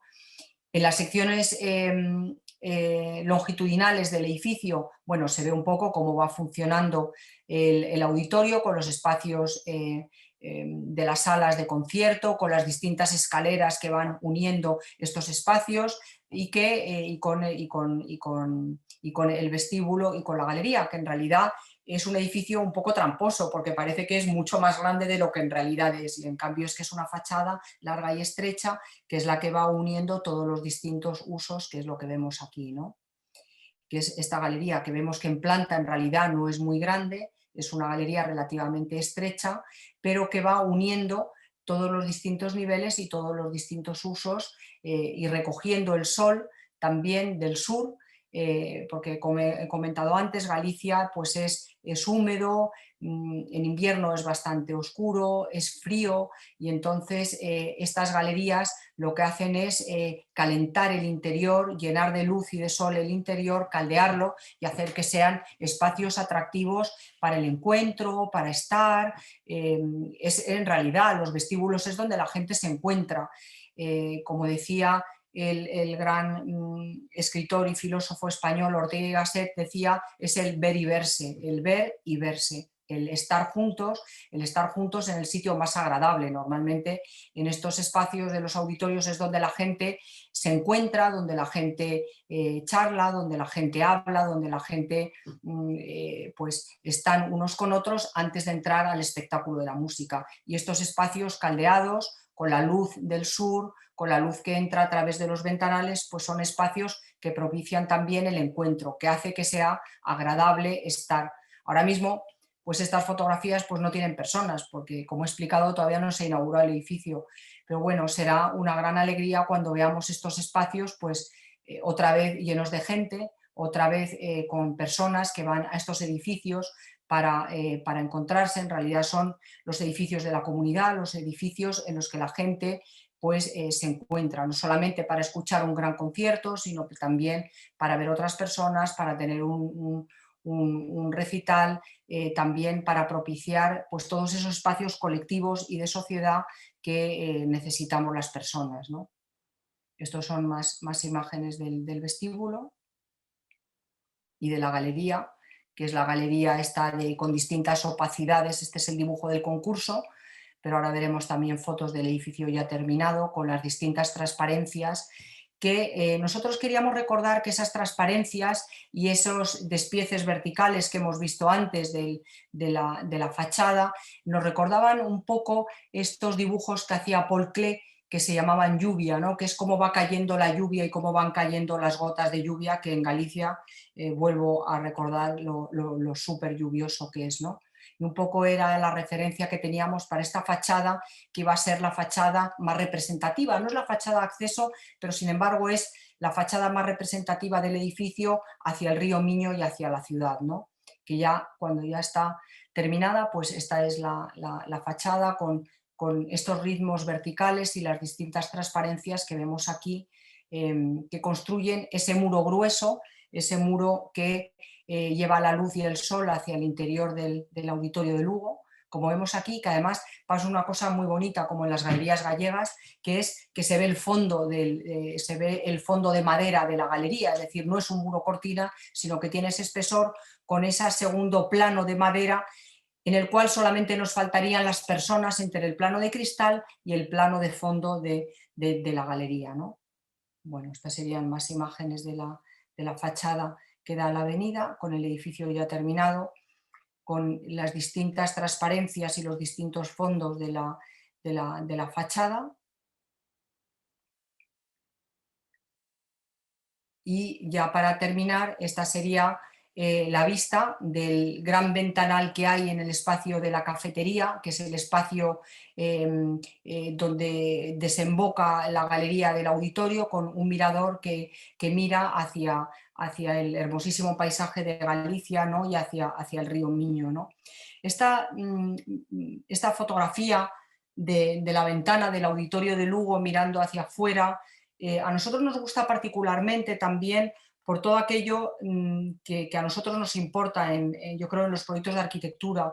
Estamos muy acostumbrados a ver siempre pues, en Instagram, en la web, en las imágenes, siempre es el mirar al edificio, siempre es mirar al objeto edificio, siempre es mirar a la construcción. Sin embargo, a nosotros nos interesa también qué es lo que se ve desde la construcción hacia el exterior, hacia dónde mira el edificio, hacia dónde mira la arquitectura también y hacia dónde miran sobre todo las personas que luego van a habitar el edificio, ¿no? En este caso, el auditorio de Lugo, pues que ya estamos casi esperando que de un momento a otro pues empiece ya a sonar la música en el auditorio. Y yo creo que esta es ya la última imagen que tengo de la conferencia de hoy. variaciones al tipo, ¿no? Que es la variación al tipo del auditorio de Lugo. Y esto es ya la variación. Yo creo que ya el próximo día, no sé si se me oye bien, el próximo día ya, mañana, ¿no? La siguiente conferencia, variaciones en el tiempo, es la que mañana comentará Ignacio. Pues muchas gracias. Bien. Lindo, Ángela. Gracias, Ignacio y Ángela. Y Gracias a vosotros. y es increíble, ¿no, Ángela? Porque, claro, el primer proyecto es impresionante por su dimensión y todo esto, pero los otros, ¿no? Es perfectamente posible hacer relaciones con el ejercicio, ¿no, Fernando, de Alhambra, ¿no? Las operaciones, las acciones del proyecto. Me quedé aquí imaginando estas cosas por ahí y cerca los espacios donde estamos trabajando, pero súper interesante. Increíble, Ángela. Muchas gracias por la presentación, de verdad. 3 proyectos increíbles. Y me acuerdo de la primera clase, ¿no? Cuando hablaron de las cosas que debían estar en la cabeza de los estudiantes para hacer este ejercicio en Alhambra, ¿no? Y están todos ahí. Es muy lindo porque cuando miramos su obra, las preocupaciones son las mismas, ¿no? Y eso es tan bonito porque de verdad que cuando hablan de la interpretación que hay que hacer del lugar, ¿no? Sus trabajos nacen muy del lugar y eso es muy emocionante, ¿no? A punto de la forma nacer de los árboles que están ahí, el terreno, ¿no? Eso es tan lindo porque es imposible hacer en otro sitio. Y un poco lo que hablaban para los chicos, los estudiantes en Alhambra es eso, ¿no? Hay que ser un proyecto que hay que empezar desde ahí. No hay una forma o una solución preexistente, sí una relación entre cosas. Y eso es de verdad muy emocionante, ¿no? Cuando miramos el conjunto de los 3, porque es posible percibir una metodología de acercarse del terreno, una metodología de acercarse de la organización del programa, como también hacen estas variaciones tipológicas, ¿no?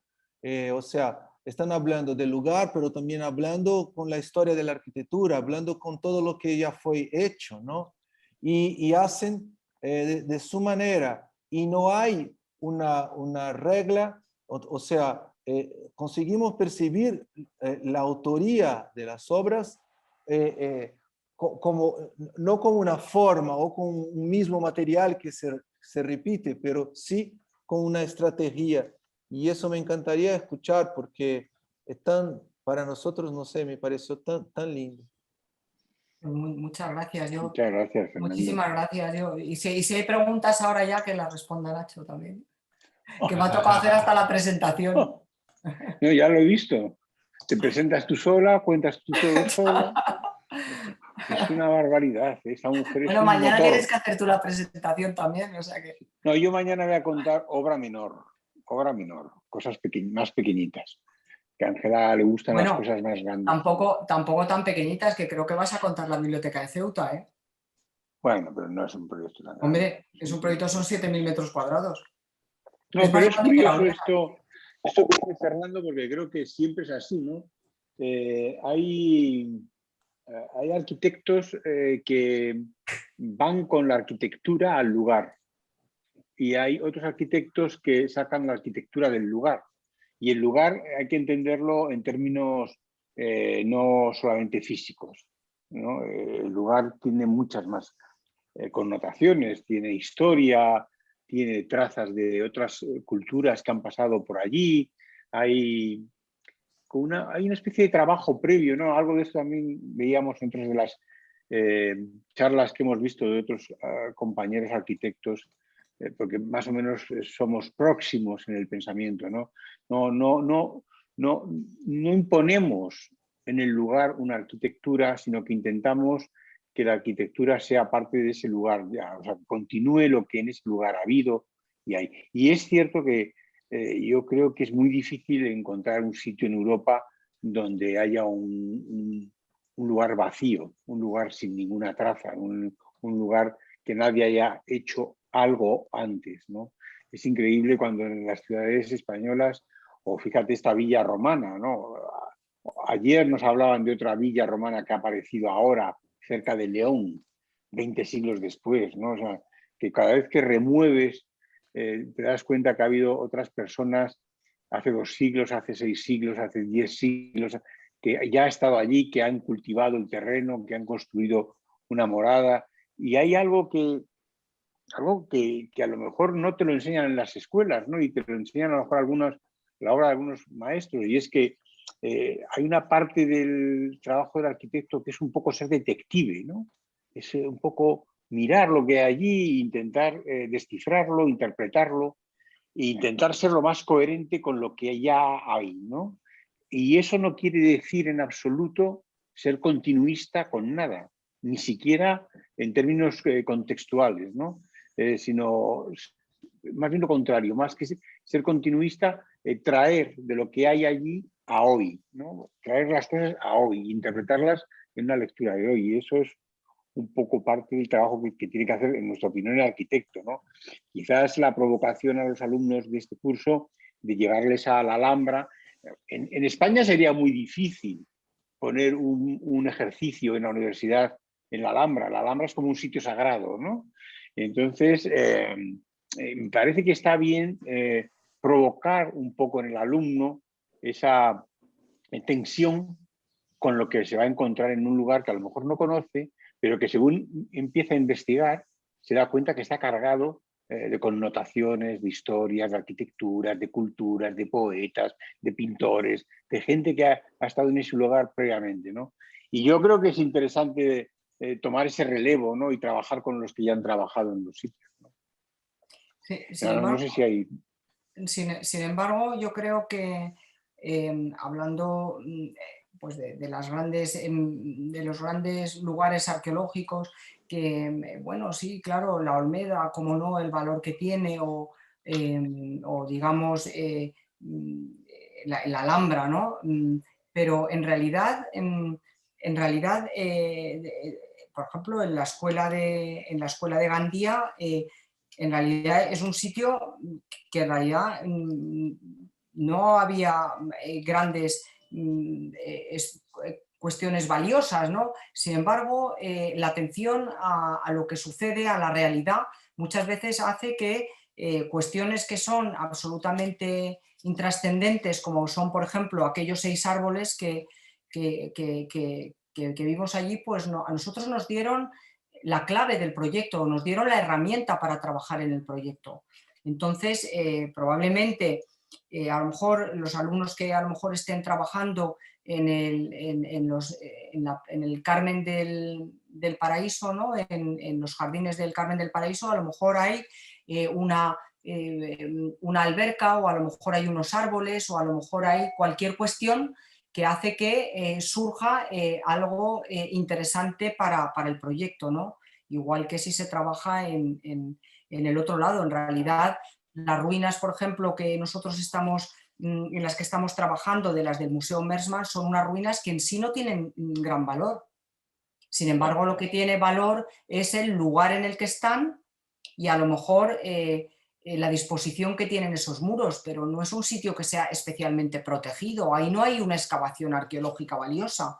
Y sin embargo, hay muchos alumnos, muchos de vosotros habéis encontrado una manera de trabajar que es sumamente interesante para el proyecto, ¿no?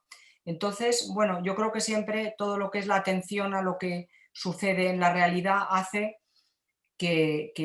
bueno, que los proyectos también vayan un poco también cobrando realidad, ¿no? Y se vayan como adaptando, ¿no? al sitio, ¿no? A mí entonces ese era el concepto que me interesaba, el concepto de variaciones me gusta más de hablar de esta cuestión de variaciones, que me parece más musical, me parece un poco más amplia, ¿no?, que lo de simplemente el contexto, ¿no?, la arquitectura contextual. A mí me interesa menos, ¿no?, porque parece como que arquitectura contextual es que tienes que ser mimético con el contexto, y sin embargo variaciones para un tema es que tú puedes interpretar algo que ya existe, algo que interpretas tú, y eso es lo que aportas como arquitecto.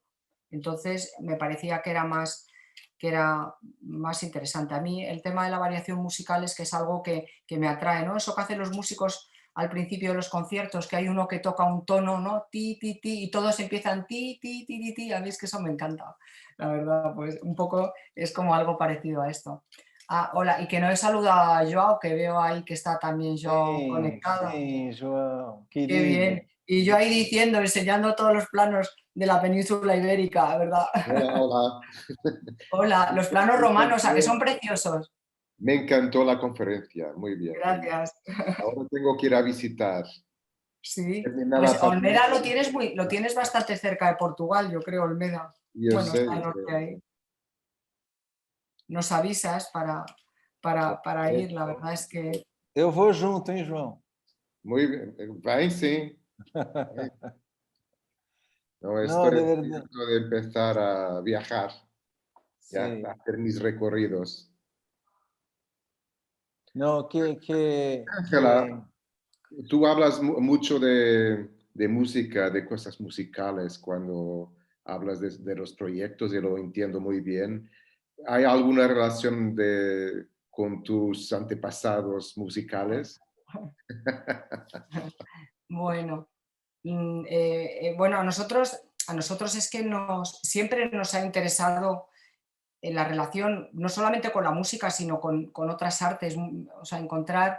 ¿Sabes por qué también? Porque muchas veces personas que están trabajando con otras disciplinas artísticas, ¿no? A lo mejor un escultor, un fotógrafo, un pintor, un músico, son personas que están pensando y trabajando muchas veces igual que un arquitecto, pero con elementos distintos y herramientas distintas. Entonces, esas conexiones que se han producido en otras épocas, digamos, por ejemplo, en Bauhaus o en Art Nouveau, es porque en el fondo hay como una conexión de pensamiento de personas que además, que yo creo que ayudan también, de repente conectas con personas que están pensando como tú, pero que piensan de una manera con unas herramientas distintas, ¿no? Y entonces a nosotros esa vinculación pues siempre nos ha gustado muchísimo, ¿no? A los dos, muchísimo.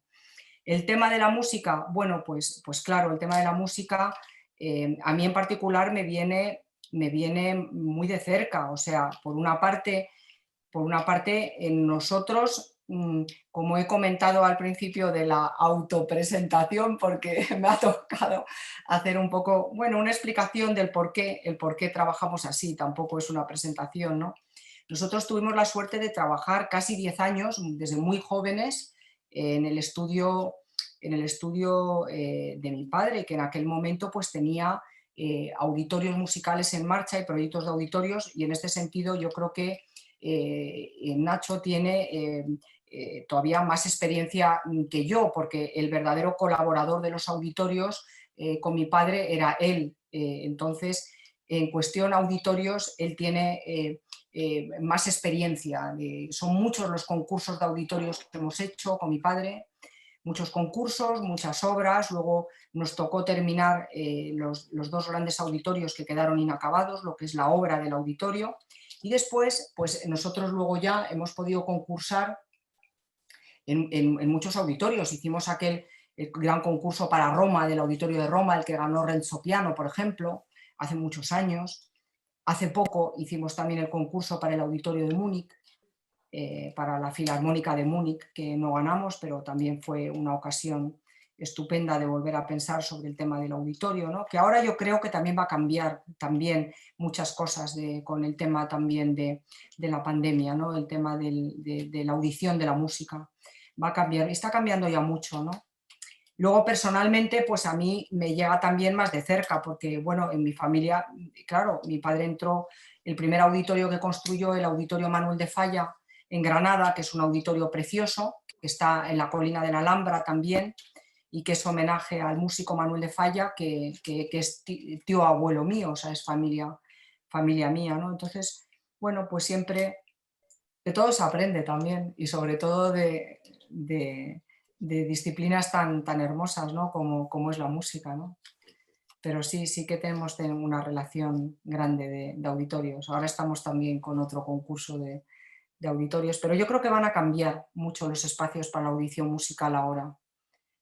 Ya habían cambiado mucho, ¿no? Antes eran espacios más, digamos, más hieráticos, más representativos, más como de celebración, ¿no? Yo creo que ahora son espacios más sociales, más de encuentro. En Europa también es distinto. Yo no sé, en Portugal a lo mejor, en España está el gravísimo error de abrirlos y cerrarlos, bueno, antes, solamente para los conciertos. En los países fríos están abiertos todo el día y la gente entra a merendar, luego entra al concierto, luego entra a pasear, porque hace frío, son sitios para estar. Y yo creo que eso es algo muy hermoso, ¿no? El construir estos edificios para estar. Yo no sé muy bien allí en Portugal, ¿no? Si están permanentemente abiertos, ¿no? Ahora están todos cerrados. Bueno, ahora todos cerrados, sí. Todo cerrado, por eso. Pero que hay unos que sí, otros que no, depende de las condiciones que tienen. Pero algunos sí, que siguen abiertos. Tienen restaurantes, cafeterías, y la gente va mismo sin música. Claro. Entonces, son como unas plazas de la ciudad. Eso es, las plazas de la ciudad, eso es muy bonito, claro. Y en Oporto, la Casa de la Música es un edificio, bueno, ahora no, claro, con la pandemia, pero es un edificio que también está bastante abierto, ¿no? Sí. Porque tiene unas áreas sociales, vamos, y la gente va mismo sin música, vamos. Claro. Entonces funciona muy bien como plaza, la verdad, es una plaza Claro. Incluso se puede hacer música también en los vestíbulos también. Sí. ¿Te acuerdas, Álvaro, en el auditorio de Iberapuera? Qué maravilla, ¿no? Cuando hicimos la presentación final de la Bienal, todo lleno de personas y de carteles. Pero es linda esta idea, ¿no, Ângela, de esses espaços como plazas, ¿no? E que não tenemos acá esto, ¿no, Fernando? Los espacios se quedan siempre cerrados. Ahí me acuerdo que estuve con Fernando, estuvimos juntos en Berlín. Me acuerdo que, por ejemplo, era posible ingresar en la Filarmónica, Claro. es verdad esto. Y está siempre abierto, se queda ahí abierto, se puede... Claro que no se... Ingresamos en... ¿Era posible ingresar, Fernando? Sí. Sí. Bonito esto. Sí. Yo creo que eso va a ser cada vez más así. Los edificios que están abiertos, están cerradas las salas, pero la gente puede pasear y puede ir a comprar un disco, a comprar un libro, a merendar, a tomarse una bebida, ¿no? E este concurso, Ângela, Europan, existe aún ou Sí, não há? sí existe. Sí.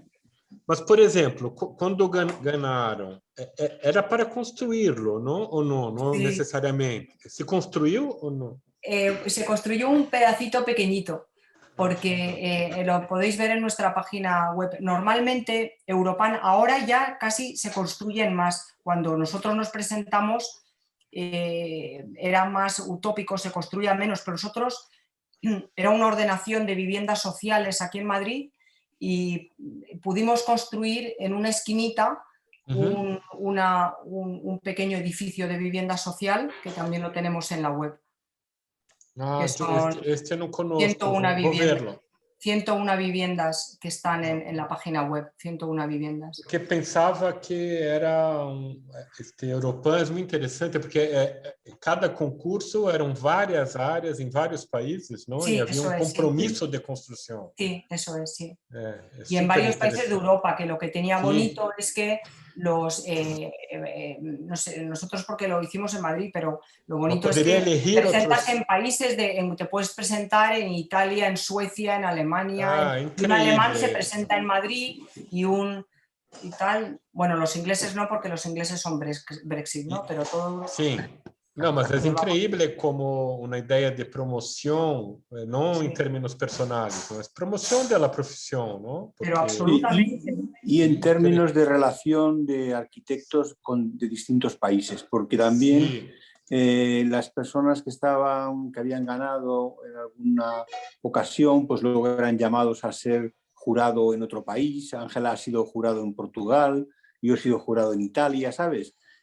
Va creando unos vínculos entre arquitectos que están un poquito interesados en la promoción de los arquitectos jóvenes, ¿no? Que son muy pocas oportunidades las que hay de tener un encargo, y un encargo con unas ciertas garantías, porque es de la administración. Suelen ser ayuntamientos los que proponen el programa y el solar. Y entonces, esto, Nacho... Oi, perdão. Sí. Não, e isto é super interessante, porque, por exemplo, sempre pensei que um dos compromissos, por exemplo, de um arquiteto que ganha um concurso é estar disposto a ser jurado do seguinte, como uma certa... Sim. Assim, não porque impedir-lo de ganhar outro, mas como em termos de experiência mesmo. A importância de involucrá-lo como jurado, porque é um arquiteto que se ganhou há pouco tempo, está muito involucrado com as questões da arquitetura, que tem ganas de projetar. Aqui em Brasil, por exemplo, há sempre esta sensação que os arquitetos que são jurados são viejos arquitetos, como que não trabalham mais e são sábios. Estes são os piores, porque estão llenos de prejuízos, perdão. Sí, es así. E isto é completamente equivocado, creio. É sempre desastre los concursos aquí, en general. Sí, aquí ahora hay menos y es más complicado.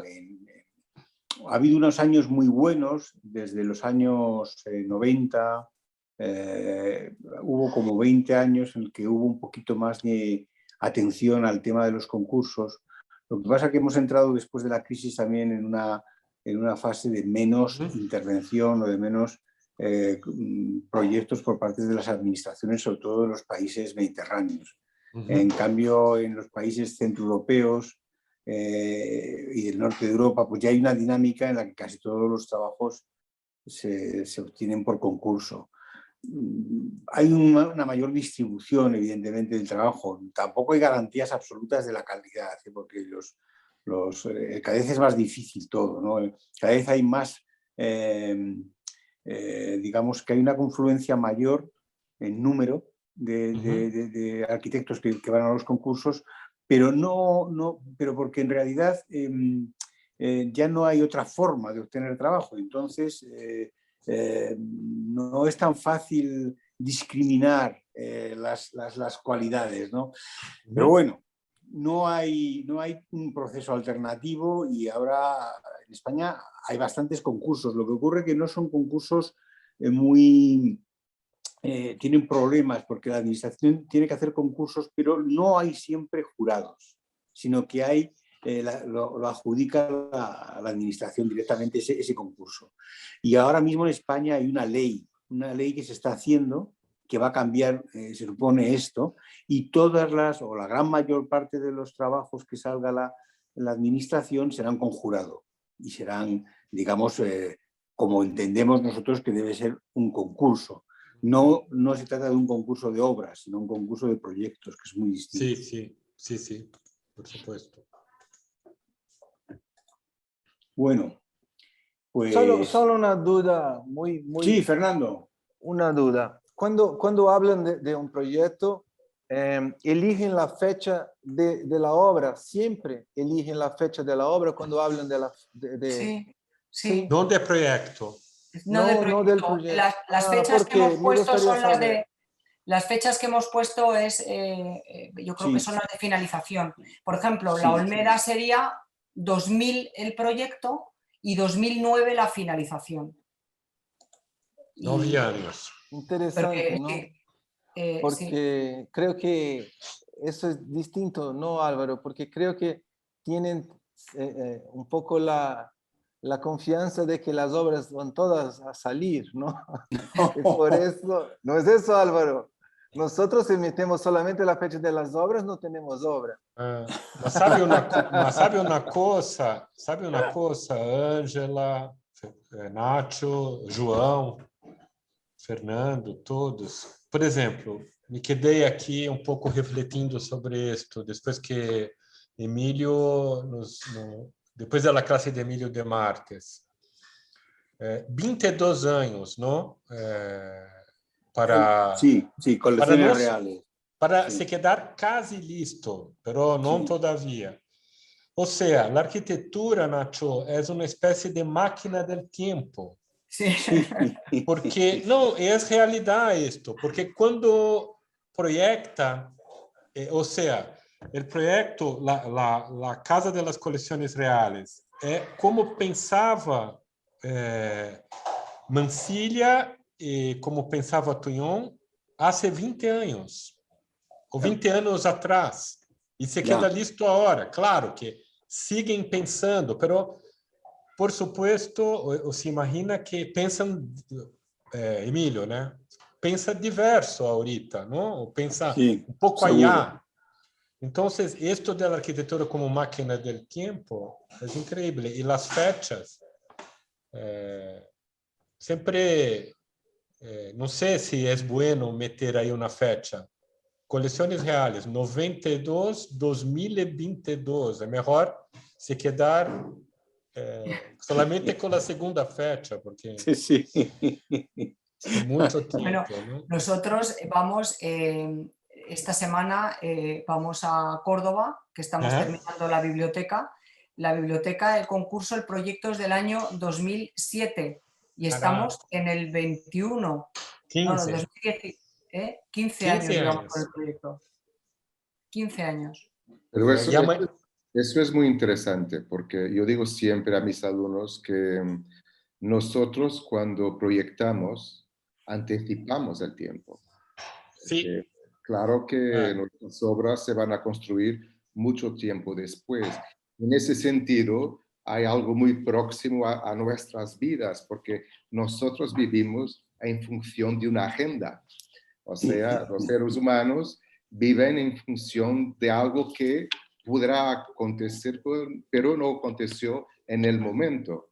Y la arquitectura es igual, porque la arquitectura se hace, pero hay un tiempo más o menos largo entre el proyecto y la obra.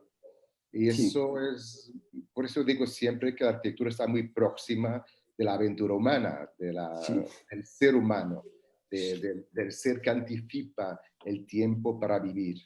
Qué lindo esto, João. Sí. Y la verdad es que, y además yo creo que cada vez se va haciendo más así, cada vez ahí se va diferenciando mucho más los proyectos comerciales de vivienda, de promotor que tiene un negocio frente a las obras de la administración que van haciéndose cada vez más en periodos más dilatados, ¿no? Desde que se convoca un concurso hasta que se acaba una obra y la empieza a usar las personas, el proceso es larguísimo, larguísimo, cada vez más largo, ¿no? Y Nacho, y aquí en Portugal al menos hay un problema, que es que hay una presión enorme sobre el proyecto porque normalmente el tiempo es corto para hacerlo y después el tiempo hasta la obra es muy largo. Igual. Deberíamos tener más tiempo para... Es un absurdo, es un absurdo. Porque es un absurdo. Incomprensible. Del sistema es cada vez la presión del Instagram, ¿no? Sí. Ahora. Y bueno, y después son 10 años, 15 años para hacer una obra. Y eso es algo muy raro, mínimo. Sí, es absurdo. Y además yo creo que, como decía antes, que esto se va imponiendo más. La obra de la administración como que entra en un proceso, quizá porque los políticos tienen un tiempo, un ritmo muy distinto al de la construcción. Y entonces esto entorpece todo, ¿no? Porque ellos quieren ver o inaugurar lo que van a hacer, ¿no? Y eso no casa con la arquitectura. Y solamente en países de una gran tradición de socialdemócrata, saben que los proyectos de la construcción de edificios cívicos no son de cuestiones de partido, son cuestiones de la sociedad que lo gestionará una ideología u otra, pero la necesidad de un auditorio, de un hospital, de una escuela, es independiente de la ideología, o tendría que serlo. Luego ya veremos qué programas son los que tiene, qué exposiciones se hacen en el museo, qué tipo de música se hacen en los conciertos o qué programa educativo se pone. Pero los espacios arquitectónicos tienen que ser un programa que es independiente de los tiempos de los políticos, porque es absurdo. ¿Verdad? Y además que el proyecto hoy tiene, aquí en Europa sobre todo, tiene mucho, es mucho más complejo en términos de la legislación, todos los inputs que tiene, y el tiempo está comprimido, hay una compresión de tiempo, pero la responsabilidad muy grande, es cada vez más grande, y todos los técnicos que trabajan en el proyecto son muchísimos, y es algo muy, es raro mínimo, como digo. Sí, no, es un proceso cada vez más complejo. Nosotros todavía nos libramos un poquito, Portugal, España, Italia todavía un poquito, pero bueno, cuando hablas con las personas que proyectan y construyen en Alemania, en Suiza, en Holanda, el proceso es, bueno, yo tengo amigos que cuando dicen, no, es que ya no me gusta ir a la obra, o sea, yo en la obra ya no puedo tomar ninguna decisión. Las decisiones vienen de los planos y hay unas reuniones en la obra donde hay 12, 14, 16 personas, entre los cuales más de un abogado, y entonces hay que hacer lo que pone el plano. No puedes tomar una decisión como cuando va un arquitecto, yo cuando voy a la obra, hay muchos detalles que los resuelvo en obra. Eso es imposible en Alemania. O sea, es absolutamente imposible que tú hagas un croquis en la obra y al cerrajero, y el cerrajero te entienda y dice, ah, pues sí, lo hacemos así. Imposible. Hay que seguir siempre, la legislación, ¿no? Por eso, Sí. por eso que me parece por eso me parece tan lindo tener la fecha de la obra, porque es hablar que la obra sigue como una parte muy creativa del proceso, ¿no? Sí, eso es muy lindo. Sí, y además, eso ha sido siempre así. Y además es una comprobación, porque cuando el proyecto es bueno, resiste al tiempo. Mas ô João, e como você entende? Tem que colocar as duas datas, projeto e obra ou só obra? Eu sempre eu faço sempre assim, sempre ponho. Sim. Eu já não sou arquiteto, agora sou crítico de arquitetura. Então, por isso mesmo. Mas eu, como crítico, é muito importante, como crítico de arquitetura, perceber o tempo que vai do projeto até à obra. Diz muito quando ele pensou o projeto. Coisa, por exemplo, então em termos de história da arquitetura do século XX, por vezes, vou falar em espanhol. Por veces la fecha cuando o puedes hablar brasileño también, que entendemos. Es una fecha muy importante y porque tiene todos los inputs culturales, sociales del tiempo, y por veces hay ocasiones en que el proyecto solo se hace mucho tiempo después, pero la creación del proyecto fue en su tiempo, en ese y es importante pero siempre cuando se cita una obra en cualquier libro de historia de la arquitectura, la fecha que se cita siempre es la de la construcción, ¿no? ¿O no? Sí. Bueno, algunos tienen las dos, ¿no? Sí. Pero para mí es importante saber la fecha del proyecto, más o menos. Sí, para ver. Sí, absolutamente sí. Sí. Porque se comprende mejor el proyecto y el proyecto y la obra. Bueno, todo el desarrollo mental en su tiempo. Y sobre todo, esto es muy interesante. Largo entre proyecto y obra, ¿no? Claro. Esto es muy interesante, ¿eh? Todo esto es muy interesante, Joao, ¿eh? Sí. No, es verdad que... Es la máquina del tiempo, como decía Álvaro. Sí, la máquina del tiempo. Bueno, precisamente mañana vamos a hablar sobre la conferencia que va a ser Variaciones en el tiempo. Increíble. Nos vemos mañana entonces. Perfecto. Muchas gracias, Ángela, Nacho. Gracias. Mañana nos vemos. Adiós, Joao. Hasta mañana. Muchísimas gracias a todos y a los alumnos. Hasta mañana. Fernando, hasta Ana, mañana. Adiós. Encantado. Adiós. Nos vemos mañana. Adiós, Joao. Adiós. Chao, hasta mañana.